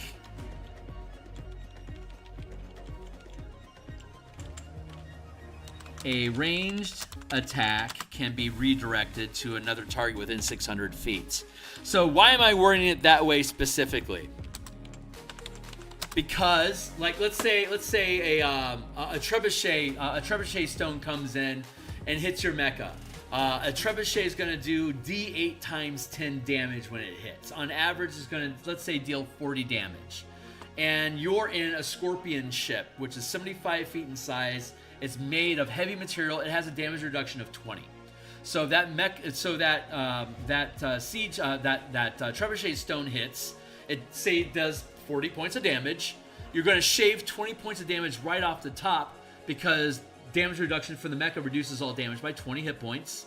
And then you now have 20 hit points to resolve. If you could then use your monk to reduce damage by d10 plus your dex, and at level, well, honestly, if it's 20 damage coming in, you could roll a 10, your level 5, and your dexterity modifier is, say, 4. That's up to 19 damage that you could then mitigate. So you now reduce the damage down to 1 point. If you as a pilot take that point of damage and the mecha takes 0 damage, you could then redirect that because the mecha took 0 damage, you took the damage for it. You could then use redirect. You can spend a point of mana and use the redirect to then deflect that trebuchet stone off to hit somebody else instead. You see how that worked? Like at 10th level, you'll more easily be able to mitigate that. But like if that stone comes in and it's going to do like 80 damage, like it's a D8, you roll an 8, 80 damage, that's going to be really hard for you to deflect. But if a boulder came in and did 40 points of damage at the normal scale, you wouldn't be deflecting that either. But you can still reduce the damage that comes in. So if you don't reduce all the damage, you're at least reducing the damage as your reaction. So that still works as intended, and it's an added layer of protection on you, your mecha. So anyway, yeah, I like that. That works super good. I'm really happy with that feature. Slow fall, you can take a reaction when you fall to reduce any damage that you take from the fall by an amount equal to 5 times your monk level. Let's do slow fall. Level 4, slow fall. When while piloting, if your ship crashes, you can reduce the damage taken the ship takes by 10 times your monk level. There you go. So a 5th level monk can reduce, it's going to deal,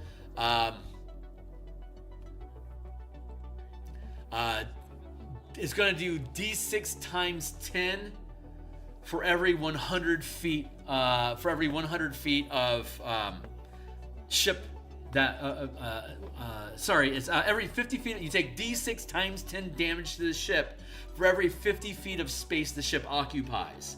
So your mecha would take D6 times 10 damage if it were to crash, which is like to collide at high speeds with an object bigger than itself.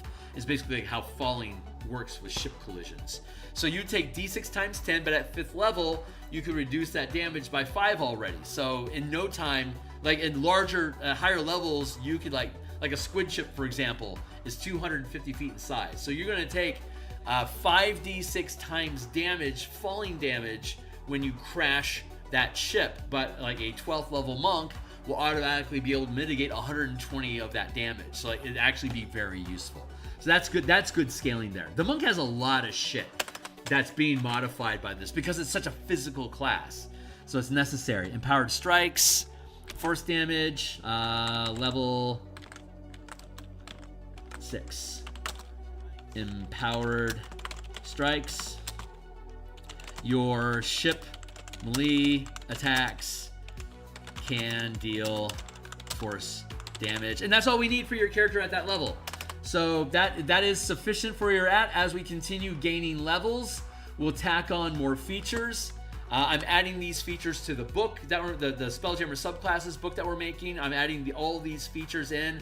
I think I'm also going to take all the subclasses from all of the classes and translate what all those are, just to be ridiculously thorough, just for everybody's convenient. I think that's probably the best way to do it.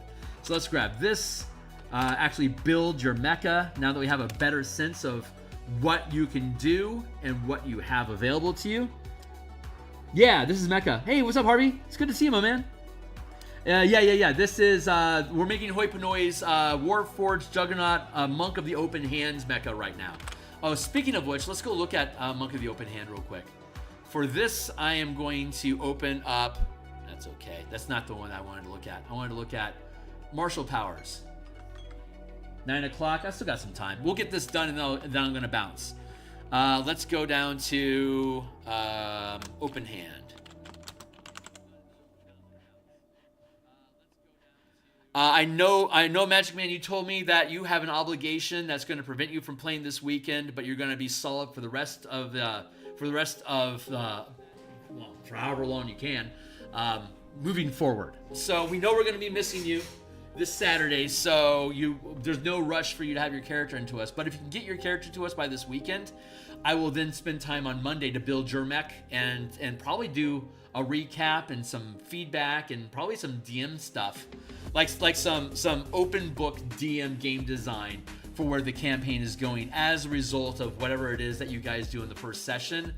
Since I want you guys to sort of like be involved in like co-DMing what the Bastions are doing, on Monday night, I'm going to basically lean into whatever it is that you guys do on Saturday, provide a debrief for anyone that wasn't there, and then use the rest of my my building time to basically recap the campaign and look at where I think this is taking us and like what kind of stuff can we do, share some of that with you, and then keep the rest of like all the Easter eggs and stuff with Discovery. I'll keep that off stream, but I want to lean in.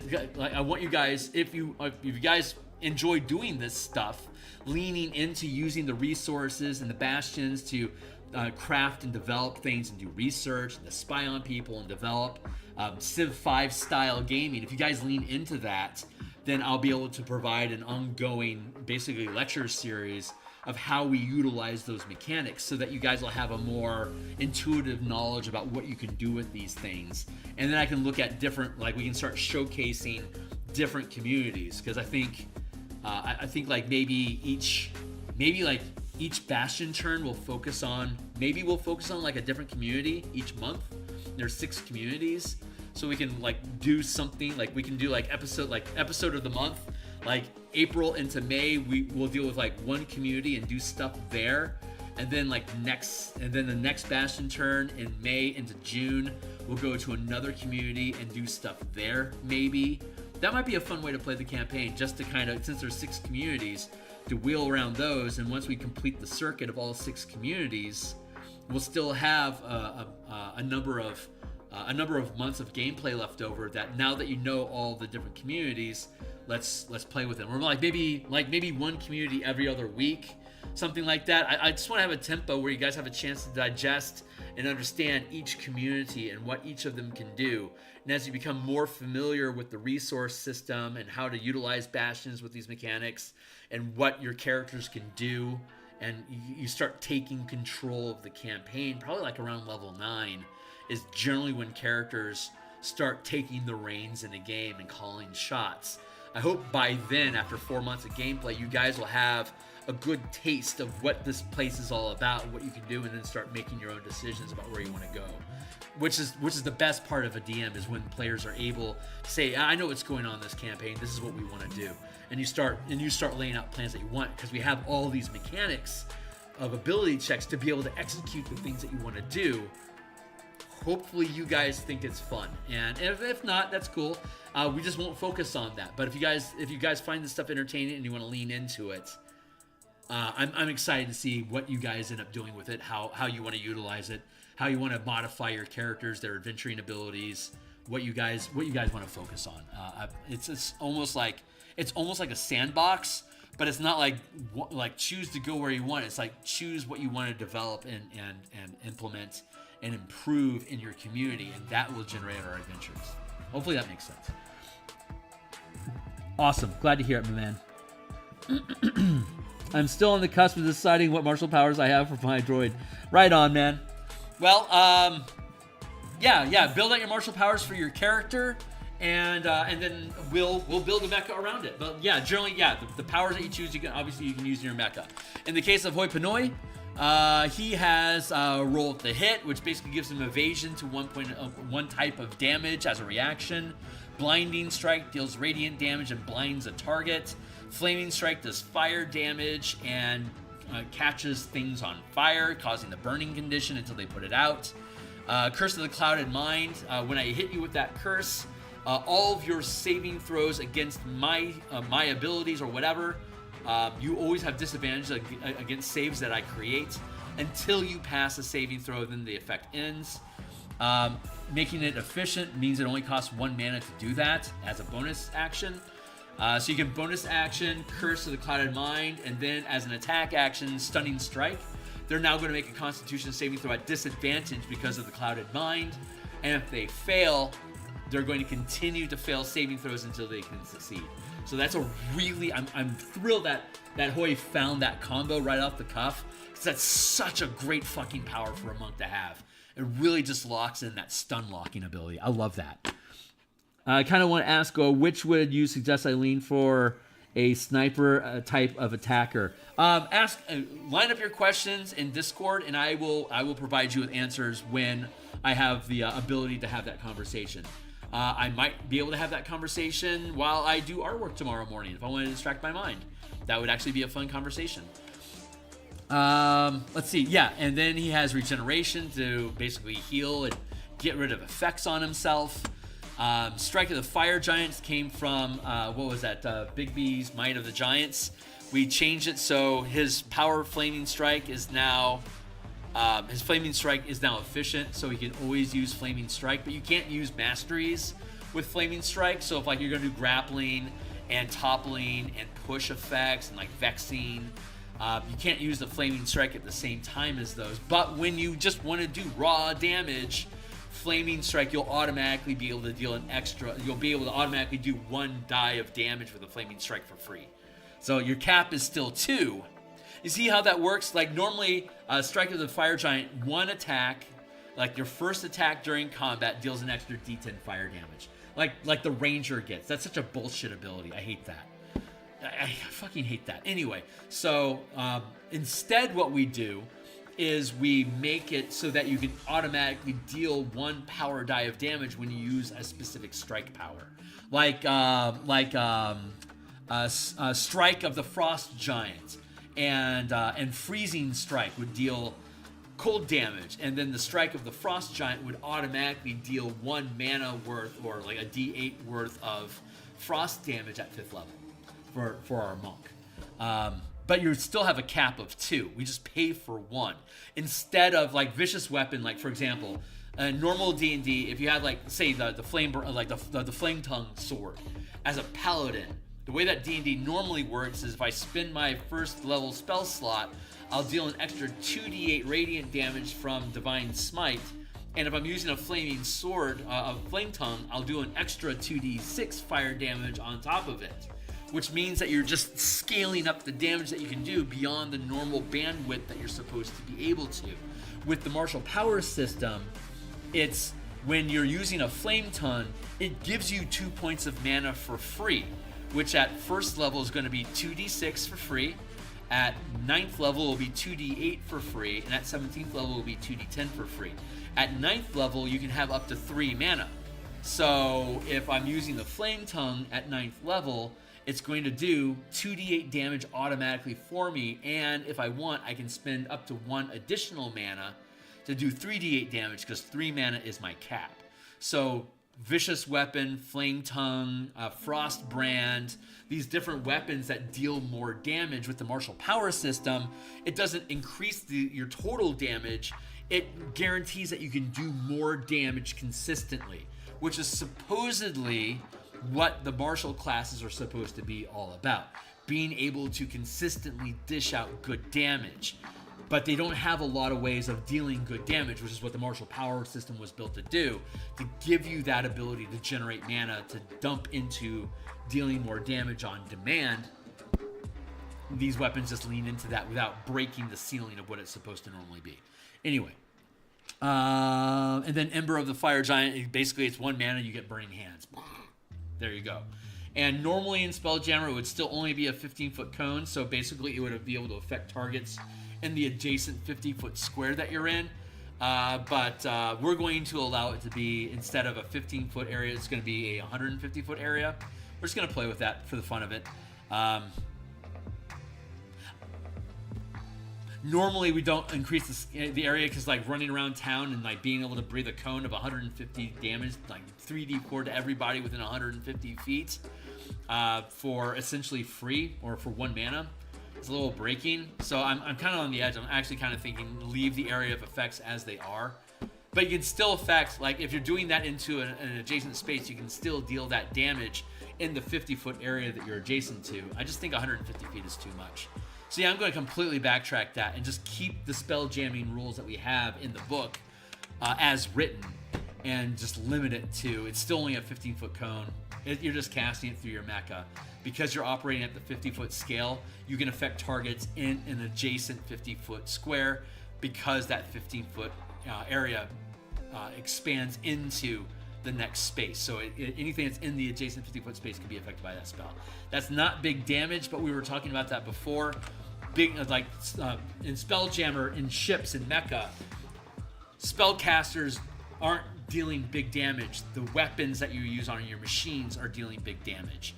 The spellcasters are buffing, debuffing, doing control like you normally would, like rooting people, stunning things, blinding things, darkness, blots, fog clouds, mirror image, reroll because I just hit you with silvery barbs, all that shit.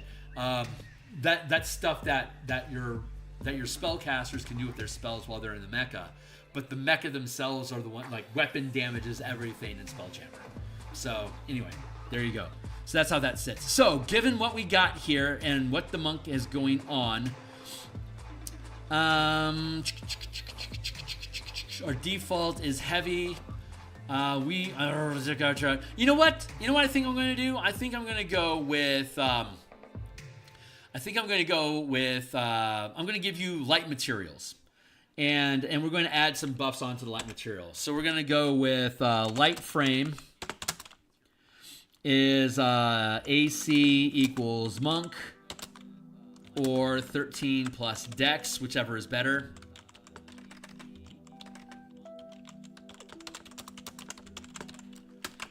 And we're going to give you armor plating, which will increase your armor class AC plus 2. So now it's going to be whatever your monk's armor class normally is, or 13 plus your dex. Like your armor class is probably 17 like this, but by making it armor plating, it's going to be armor class plus 2. Your damage reduction, DR, is normally 0, but we're going with armor plating, armor class plus 2. We're going to increase it to damage resistance of 5.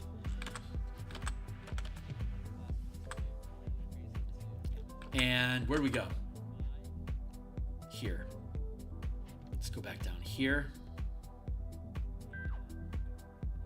We can choose this up to twice. So DR. So normally our normal DR, the heavy material, you don't get any dexterity bonus at all. So your like like saving throws. If it's a dexterity saving throw, your bonus is 0, unless you're proficient in dexterity saving throws. I don't think that's gonna be helpful for the monk character. So I'm going to not use this frame. It gets the 20-foot frame gets damage reduction of 10. There you go. So, but doesn't get any dexterity bonus. It has a base armor class of 18 and has a damage reduction of 10. What I'm going to do is I'm going to double down on heavy plating.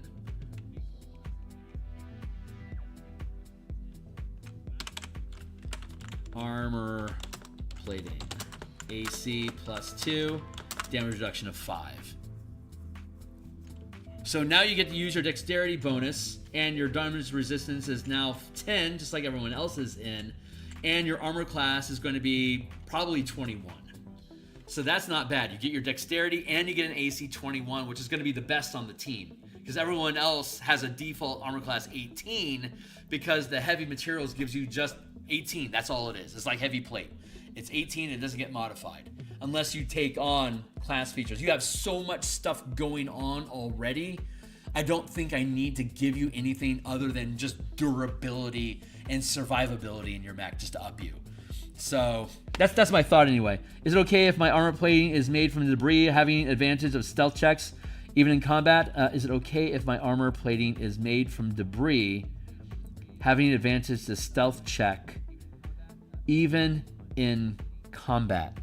Are you like trying to do like a camouflage thing?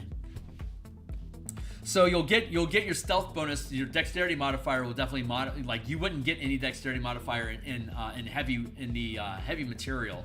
Like a metal mecha doesn't gain any dexterity bonuses at all. So you'd have to roll basically a 15 or better on your stealth check to even hide it all. So most of them can't do shit for hiding. You will be able to already. And camouflage. Do we have a camouflage ability? Hold on. You have one more feature open because we just changed the frame. This didn't actually take up a feature. You have 3 of them. So we have an open slot. So yeah, sure, let's do that. Camouflage. Advantage on stealth checks. How about that? How's that feel? This feeling good? I kind of like it. Oh, Vanish. Oh yeah, you're right. Let's go check out what Vanish does. Our rogue has Vanish. So the rogue and the monk both running around with invisibility, that's actually pretty fucking scary. So hold on, let's take a look. Vanish. You become invisible until the beginning of your next turn. How about that? Would you rather have that, Hoy? It'll take a bonus action or an action. Oh, well, it'll take either a bonus action or an action to do it. Let's do. We could do this. Advantage on stealth checks can be done as part of movement. How about that? Would you rather have, you can make a stealth check, because if you roll a DC 15 or above, you can take the hide action and you'll roll with advantage. So, and you have like an 18 dex and it's one of your proficiencies, so you're +7 right now. You're gonna get it. You'll most likely have it. But so would you rather, as part of a move action, be able to take the stealth action, but that relies on cover, and if you end your turn out of cover, then the invisibility ends. Or you could have Vanish, which is you have to use a bonus action or a magic action to become invisibility, and it's going to end it'll end at the beginning of your. So if you're running around and you end your turn without cover, your invisibility ends. That's normal hiding rules in 2024. The Vanish means that you have to waste action economy to become invisible, but it will stay active until the beginning of your next turn. So if you burn another bonus action, you can stay invisible and not break your invisibility. And there's no modifiers, like there's no way that ends it. While hide, if you take the stealth action, it ends if you attack somebody or make a lot of noise. So your choice. Camouflage, but I think that's a good question though. Do you want to burn your action economy for that? or do you want to just make it as part of a move action, which basically means it's free to do it? That's a tough call. That's a really tough call. I'm going to leave it marked in as camouflage right now because there's so much a monk can do with their bonus action that like Step of the Wind plus camouflage equals you don't see me coming. And by the time I get there, it's too late. I'm already grappling you. You know, like that feels good to me. That to me makes sense for camouflage. So, but I think I spelled it wrong. But boy, if you want to override that and actually take Vanish, just let me know. But I think considering what your action economy is, I actually think this camouflage ability is better. I like that. I think that's a clever alternate. It's I might just add that to martial powers in general as an exploit. While moving, you can take the stealth action and roll with advantage. Oh my fucking god, I like that. I want that combo for a sniper. Yeah, no shit, right? Yeah, Harvey, you should. Yeah, if we give you a sniper, we'll build you a sniper mech. That'll be cool. And yeah, we'll give you Vanish so that because even with Vanish, even if you attack, you're still invisible. So you get advantage on your attack. Bob is your uncle.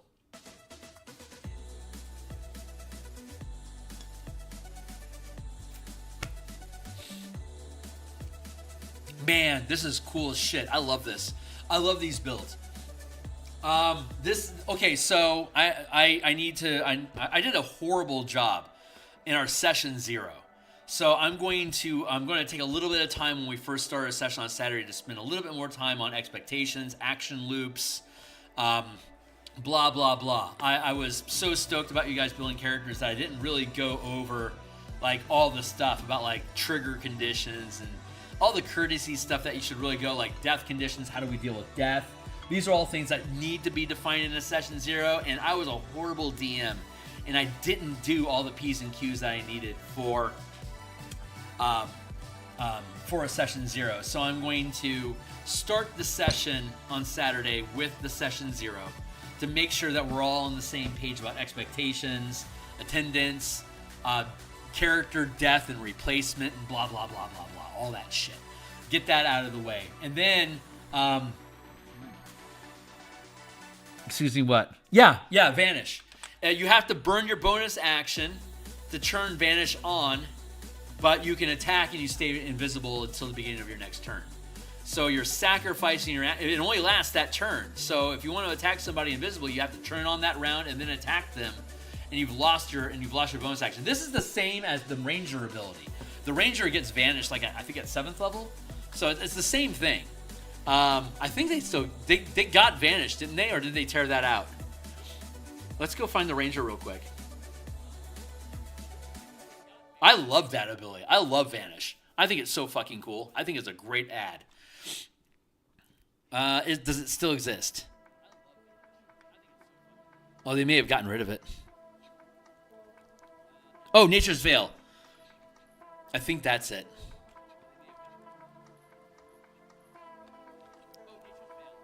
As a bonus action, you give yourself the invisible condition until the end of your next turn. So all of this round and next round, you stay invisible. You can use this feature a number of times equal to your wisdom modifier. You regain all expended uses when you finish a long rest. And in our martial power system, you can spend 2 mana and regain it anyway. But this Nature's Veil, this lasts 2 turns. So for us, it lasts only 1 turn. So you have to burn action economy to turn it on. And then whatever action economy you have left, have fun. But if you want to use it again next turn, you're going to have to burn action economy again. So a Ranger would take Vanish until they got to 14th level. And then at 14th level, they stop using Vanish for one.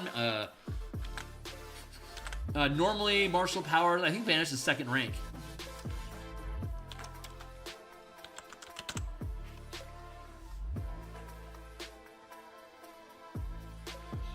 Yeah, 5.5 is crazy, man.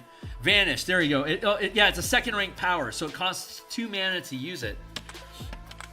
And then at 14th level, let's go find the Ranger. Actually, Nature's Veil.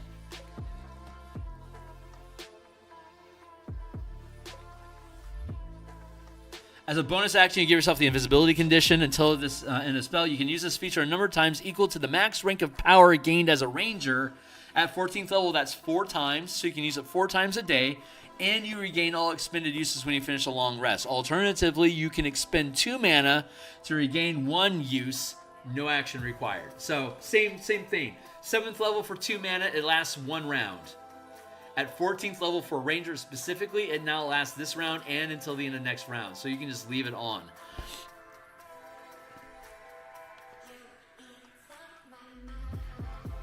Alternatively, you can expend 2 mana as an exploit. So you can generate mana, so you can burn attacks to generate mana to turn this on as a bonus action. If you sacrifice both of your attacks as a ranger, you can get Nature's Veil for free, and during combat, you can just stay in stealth mode until you finally decide to drop it. With, like, say, an opportunity attack. You can creep up on somebody and wait for them to step away from you, and then you can get your attack in. You only get 1 attack, but Nature's Veil is permanently free by sacrificing action economy that way. Vanish is a maneuver, so it automatically can use generated mana by sacrificing your attack. So basically, a ranger can just stay permanently invisible if they're in combat and willing to give up both of their attacks or give up 1 attack and their reaction.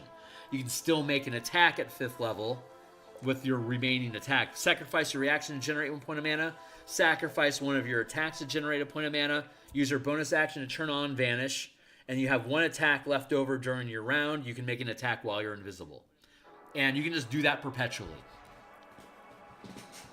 Super fun stuff, right? Super cool. So, okay, that's it.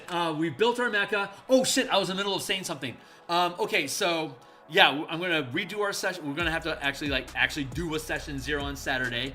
And Magic, I know you're not gonna be there, but we'll fill you in on the details, and I'll make sure everything jives with you. But also, one of my main, as I said before, one of my main concerns with this campaign is how much time is it gonna take for me as a DM to prep it versus time I get to spend to actually build books, which is what I love to do, artwork and books. So I'm running this campaign because I want to make sure that it works for the books, but I'm either going to have to spend all of my downtime building combat maps and things like that. Like, mainly it's combat maps. The combat maps are what's going to fuck my time the most. So what I'm sorry to say this, because if I had infinite time, if this was my day job and I did this stuff full time, I'd have plenty of time to build maps for you guys. But I have a full-time job and I do this part-time. So I think the mecha combat, I think most of the combat in this game is probably going to lean towards theater of the mind. And I love highly technical grid combat, but I don't have the bandwidth for it right now. If I find time to make maps, I'll make them.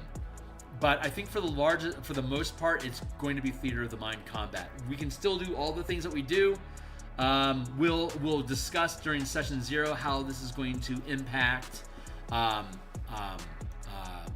opportunity attacks, reactions, and like push and range and stuff like that. Spoiler alert, you're always going to be able to, basically you and monsters will always be able to use your opportunity attacks anytime somebody moves or anything. It becomes debatable, like, would that trigger an opportunity attack? The answer is always going to be yes.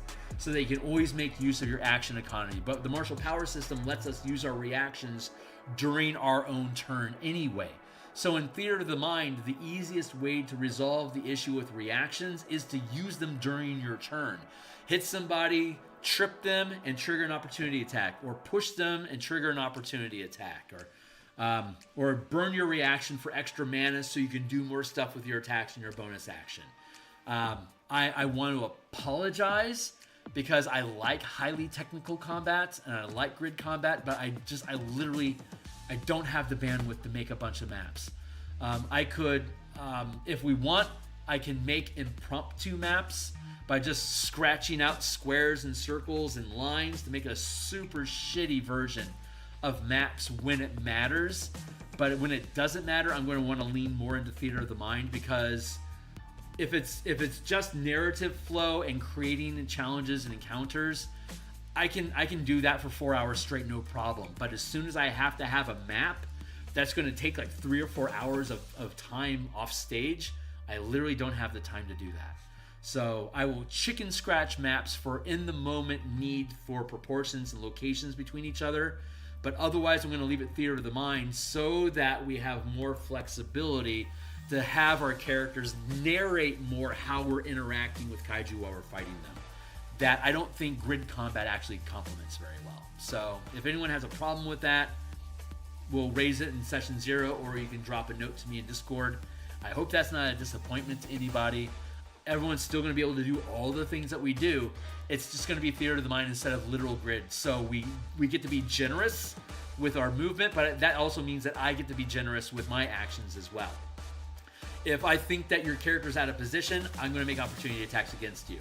If you can say that creature's out of position, I want to use an opportunity attack, you can do that. So we're going to let these things be very liberal for you guys to be able to make use of your action economy and to move away from does the grid let us do it, and be more like, yeah, we're dashing and flying between asteroids, and like I want to break off a chunk of the asteroid with an attack to create a blind, like shrapnel and like a field of chaff to blind them.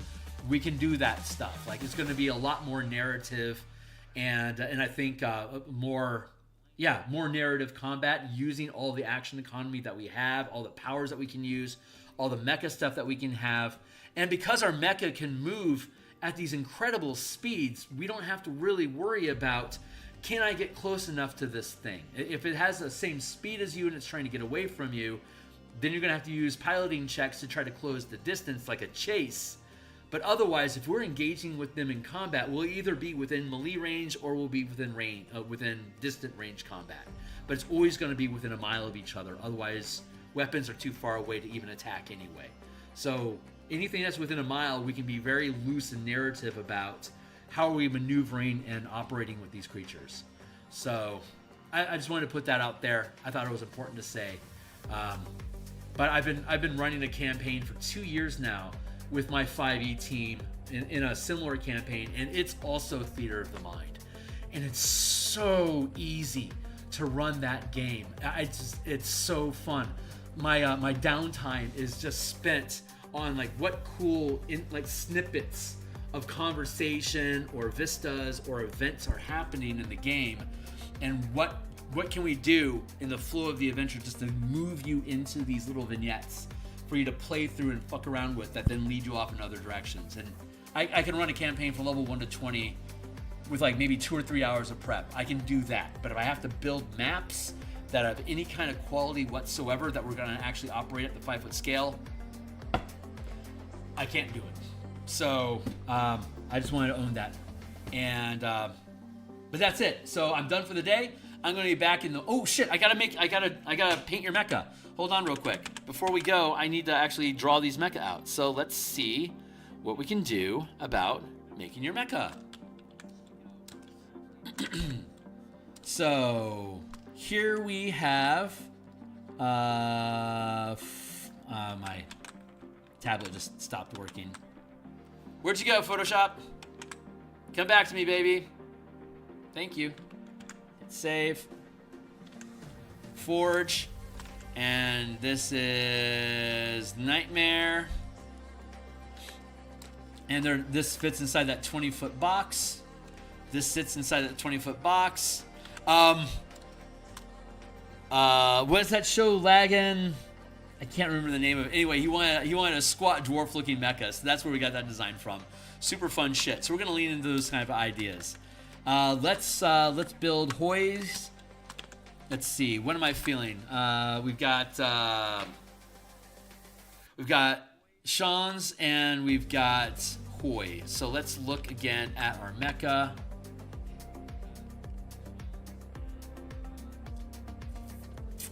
Let's do Hoys first. Warforged, Juggernaut Punk, Open Hand, Roll up the hit, Blinding Strike, Flaming Strike, Curse the Clouded Mind, Efficient Power, Light Frame, Armor Plating, Camouflage.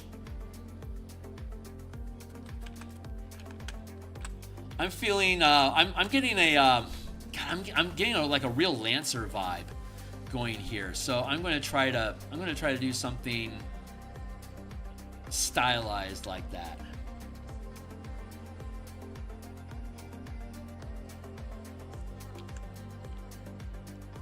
And I don't think he's actually using any specific weapons. I think you're just using unarmed attacks as a monk because you get to dump all this mana into dealing extra damage, and you've got the giant, the giant feats working for you. Hold on.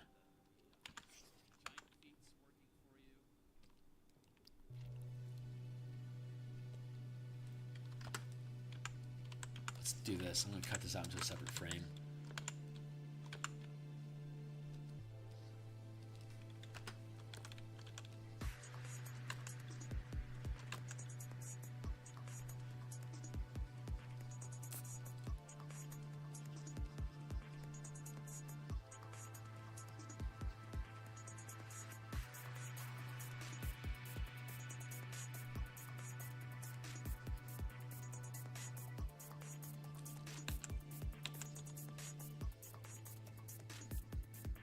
Thinking something like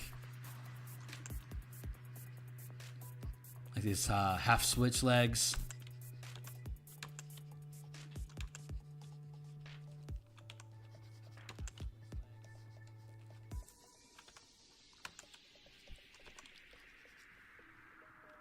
Something like this.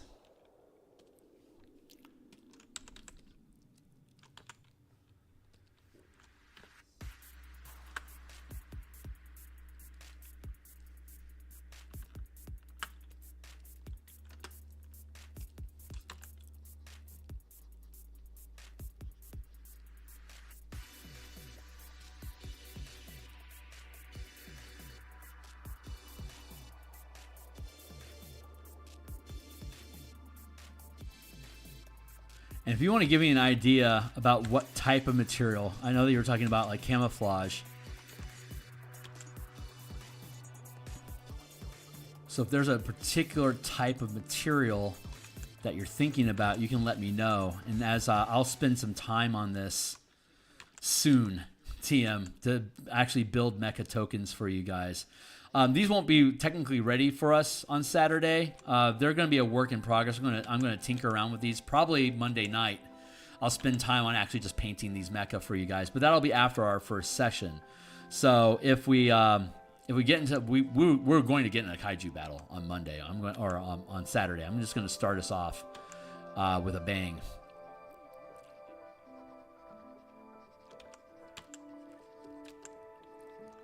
But I'm thinking these. We were having a conversation about Thrycreen, like having extra arms. So that makes me that got me thinking about a more insectile sort of body frame, and for some reason I feel like that resonates.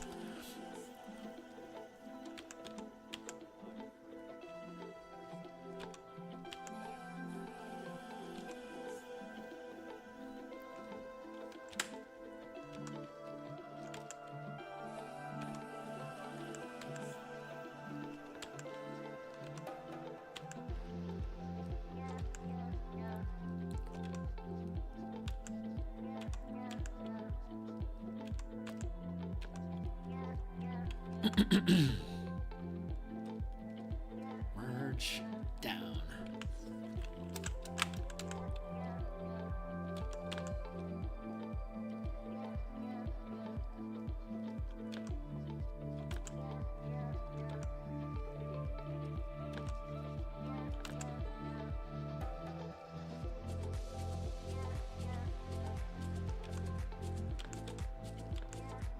So the thing about Warforged is that they don't actually need chairs.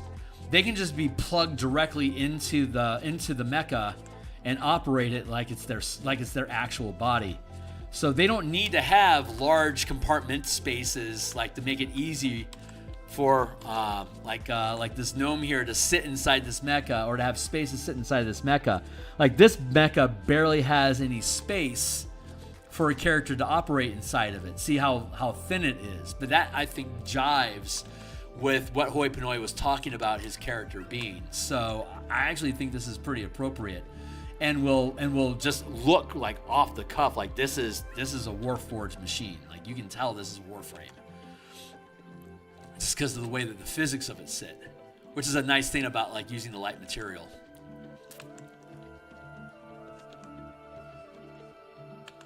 take this arm and drop it down a little bit. Actually, let's bring that in a little.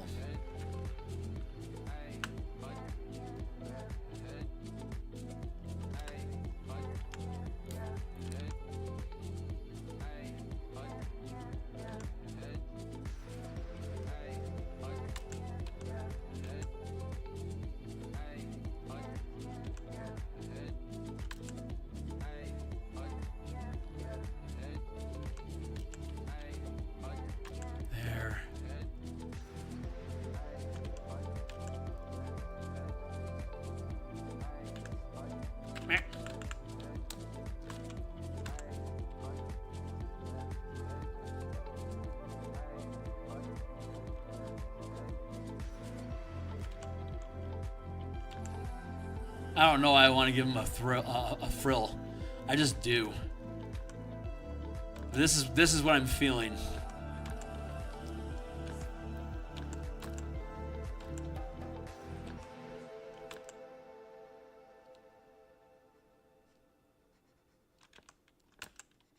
There.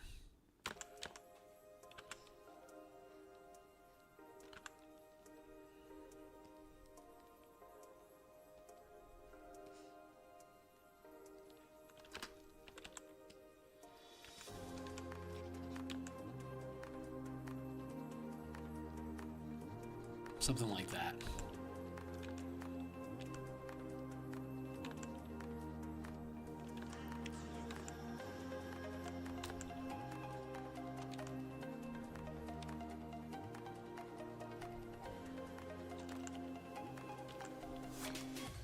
There we go.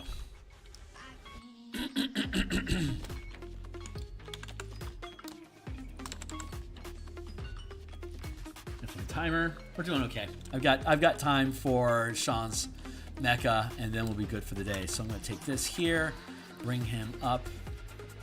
Let's give him a tilt.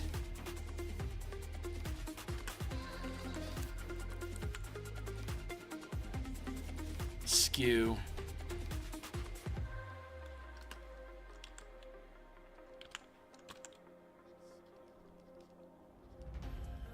Boy.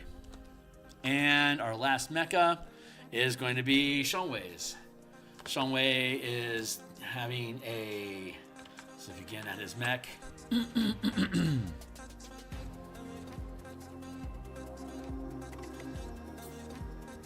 Eldritch Cannon, thick build, rogue stance.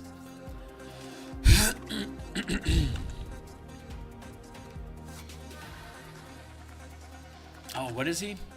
He's playing a... Is he a gnome? He's a gnome. Perfect. I'll give him a similarly tanky body that that Nightmare has.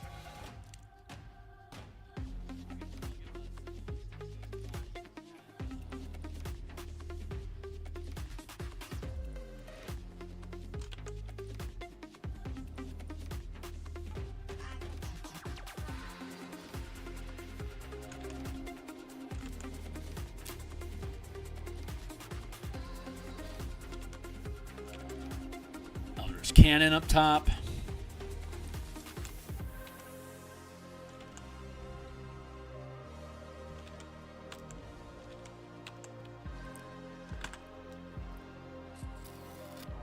Thick build with the extra hit points means he's just burly.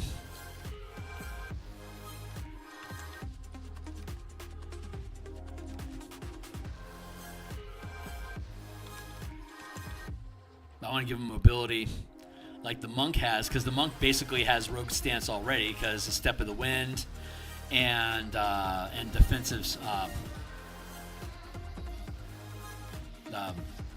whatever the defense thing is called.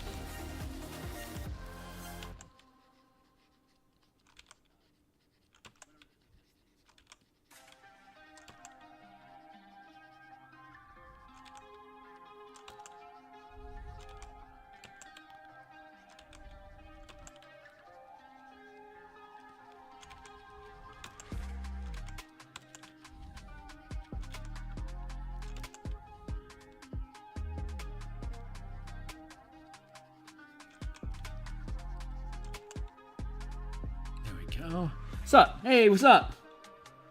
I'm stopping by for a second. Well, I'm glad that you are getting ready for bed. Cheers, my man. Glad to be here. How you doing? We're currently building Sean Way's Mecha. Here's Hoist. He's playing a monk, so he's got a more agile machine, and Sean Way's playing the wizard. He's got an Eldritch Cannon.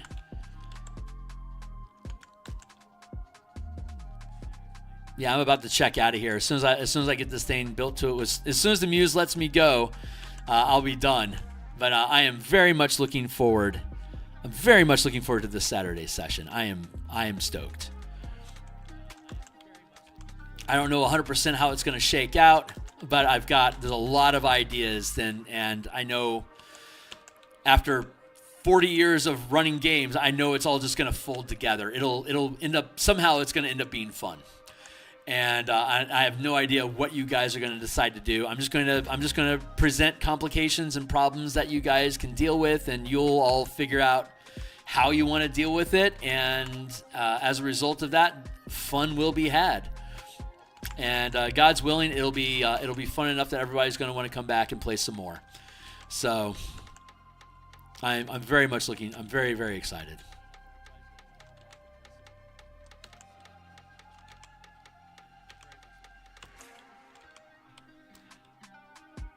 Is the cannon evoking an eyeball? Yeah, I know, right? It's going to be his choice. Here's what they nerf. Where's my? There it is. Whoop. I'll show you what they. How I originally imagined them. Here. That is an Eldritch Cannon. Here's a harpoon flinger.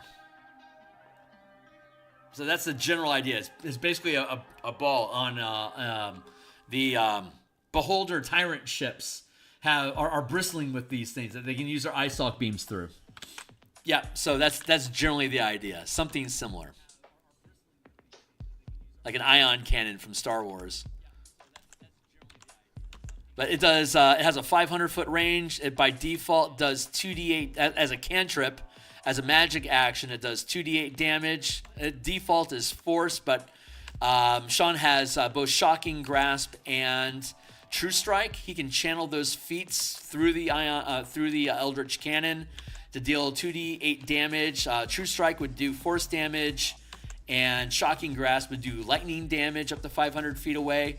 If he wants to spend 1 point of mana, he can do d4 times 10 damage as a magical artillery device, and for 3 mana, he can do d6 times 10 damage as artillery up to 500 feet away. And at the 10-foot scale, that's 10 squares away. If we're using theater and using theater of the mind, it's going to be either within range combat range or we're not. It's going to be out of range combat.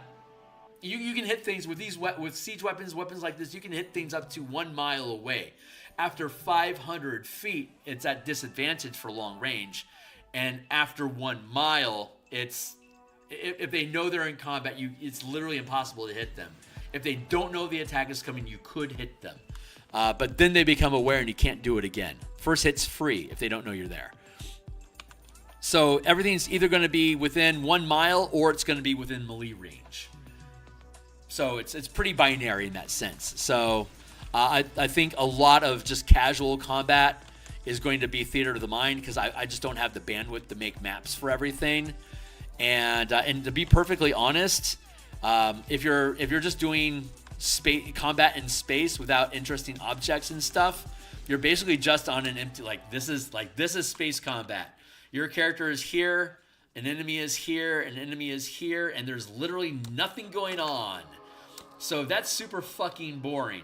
For you to create interesting dynamic environments for ship combat involving asteroids and all sorts of whatever flotsam and shit that's in wild space, to make that interesting, your maps have to be fucking crazy if you're going to do a 5-foot scale and have a whole bunch of hazards and obstacles and flotsam and stuff floating around. It gets really, really difficult to make any kind of maps of any quality with any kind of efficiency. So for the large part, unless we need to break something down on a grid, I'm just gonna, like I was saying earlier, I'm just gonna make it run Theater of the Mind for the most part, because that's just gonna make it really, really easy for me to be able to just improvise and let you guys go and do what you want and be able to the key to DMing, especially when it's like sandbox style open world type games where the players are encouraged to have a lot of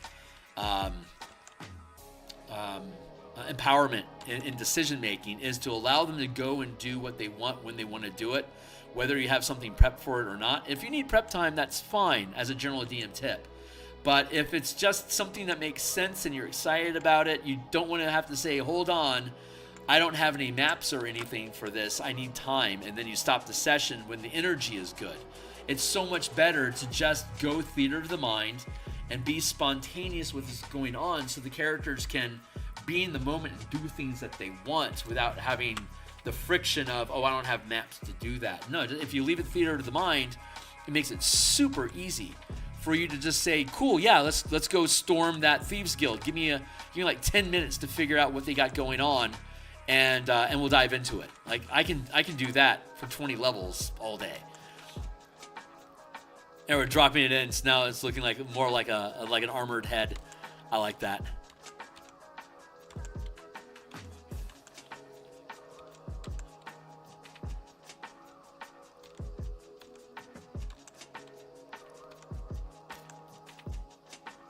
Like I could build a pirate fort like in 10 minutes if you don't make me map it out specifically. If I can just doodle out what's there roughly, and then we can just Theater to the Mind BS through it, we'll have a lot more flexibility in narrative, and combat is going to flow a lot easier, and we don't have to worry about, is something in this environment. No, we can be more spontaneous about, there's stuff in the environment, we can utilize it to do X, Y, or Z.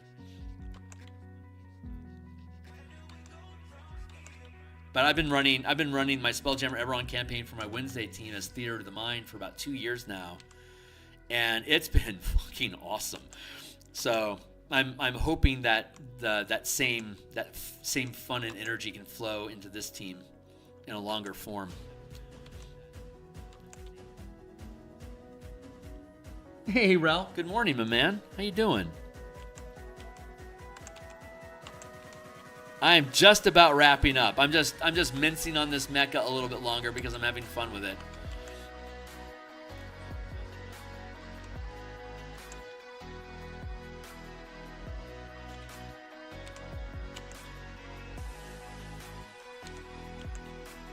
Just about to check out for the night.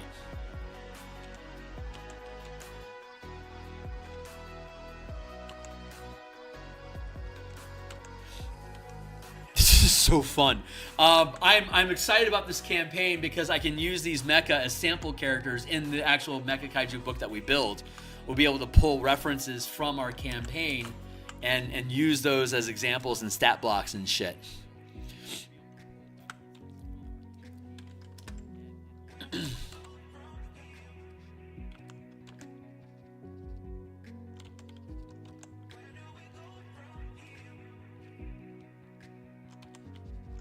There we go. And Magic Man will not be joining us this Saturday. He has an unfortunate engagement that requires his attention, but he'll be joining us for the rest of the campaign. So we don't have his character yet. We don't need it yet because he's not going to be playing with us on Saturday. So on Monday, when I come back on Monday night, we're going to continue. We're going to build out Magic Man's mecha. And the rest of the session on Monday night, we're going to spend basically doing breakdowns of the communities, because that's information that you got. I don't need to give that all to you guys up front. I can give you some of the information, like we'll be working out of one community on this Saturday, and then on Monday night we can come through and we can build out a few more communities so you guys can get the general gist of what's going on there, using my Monday night design time kind of as a campaign primer. Yeah. Thinking about major stuff. The ship has drones dragging junk, tossing bolts all over the floor. Just bolts around the outermost ring of the ship's corridors. That's awesome. That's awesome. Right on. All right, so that's it for now. We can go ahead and I can go ahead and bounce out of here. Here's our little dude at the 5-foot scale here. We'll drop him in the middle of everybody. There he is.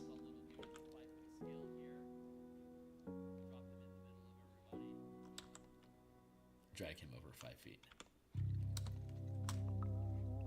Neat. I wonder what other grognards would think of these mecha stuff and how it's not medieval enough. Fuck them. I love, that's why Eberron's so great. Eberron can really push the envelope on that Magitech stuff. Like, Warforged are incredibly intricate, as like the way that they're being depicted in Heart of the Heart of the Artifice? Anyway, whatever. The new 5.5 stuff has Artifice being incredibly technical, so we can get into like this near sci fantasy feeling, and it feels right at home in D&D. Ravnica would be like way up in this space. Like Ravnica is like, I don't know, man. Ravnica's like 90s style, almost 90s style cyberpunk tech, like anime early tech sort of feel, in my opinion. So we have a number of D&D campaigns that really push up into modern stuff. So I think we can have any kind of open design that we want. But yeah, I don't like the idea of limiting on what you can do. I think these guys are cool as fuck. Hopefully you guys are thinking these things are cool as well. We can modify them and change them. If ideas come up, everyone is welcome to give them to me. I might spend some time on Monday developing these more. I know that when I get the Spelljammer subclass book done, I'll probably come back and I'll spend some time in the mornings painting some of these guys. Once I have the full roster of the team, I'll probably spend time developing them out better, giving you guys some unique color sets and stuff like that. But what's up? Ravnica definitely has some more. Yeah, very, very much. Yeah, they were.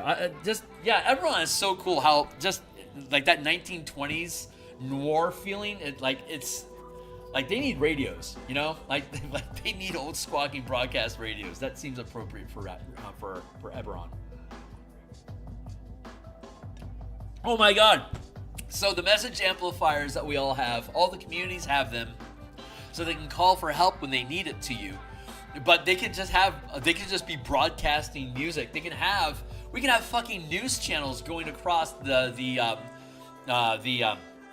message amplifiers, just tuned into different frequencies to churn into different channels.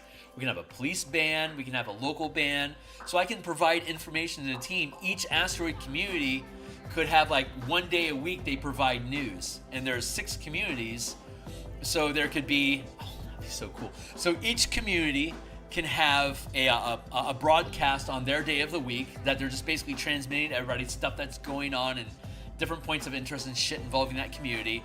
And then since there's 7 days a week, on the 7th day, it can be the sheriffs, you guys, the sheriffs, providing a summary of what's going on, and that can be a sort of influence check. Assuming that everyone starts off at least neutral to you each week, you can do a check to see how the information you're providing people. You can make it like a passive disposition check. Like when you're trying to influence people, you make your check, and all that really does is modify if they're angry, if they're hostile, neutral, or friendly towards you. We can start off with things being neutral. And you can have a weekly broadcast catching people up on what you guys have been doing. You don't have to narrate it if you don't want to. It can just be a passive check that you're making, basically an influence check. And we can see how the result that you get, we can roll it for each of the communities that you're going to see if they are excited about what you've been doing, or if not, they are concerned about what's going on. And that can shape the different reactions that they have when you're trying to take different types of orders and stuff. So that might be a fun idea. But I like the idea of being able just to broadcast music and information to each other inside of your cluster using the message amplifiers. That also means that malignant forces might be picking up on those signals and learning stuff about you to use against you as well. So it has both its pros and cons. I like that. So maybe you guys don't have to do a broadcast unless you want to. But yeah, that's some of the things. Anyway, that's it. It's time for me to go. Oh my God, it's 10 o'clock. It is totally time for me to go. So I'm going to go ahead and wrap it up here, guys. I've had a blast. Audience call in. Oh my God, that'd be awesome. I am open to playing with that idea. That sounds like fun. All right, I'm out of here, my guys. I will be back in the morning. We're going to do some more Spelljammer subclass book design. We're doing the book cover for that book. And then Saturday morning, I'll continue doing Magic the Gathering, converting cards into class and ability features for D&D for us to build subclasses out of. We're working our way through white mana right now. We're going to continue pushing through. It's been a lot of fun. It's hardly pushing. It's like a labor of love, pardon the pun. Anyway, that's it, guys. I'm out of here. I will catch everybody on the other side. Thanks for folks that have been hanging out. Anyone that thinks this stuff is interesting, like, subscribe, hit the bell icon for notifications when we're live in the future. We're trying to get to 666 subscribers. We're at 660 right now on our climb to 1,000 plus. So anyway, thanks a lot, guys. I'll see y'all later. Cheers.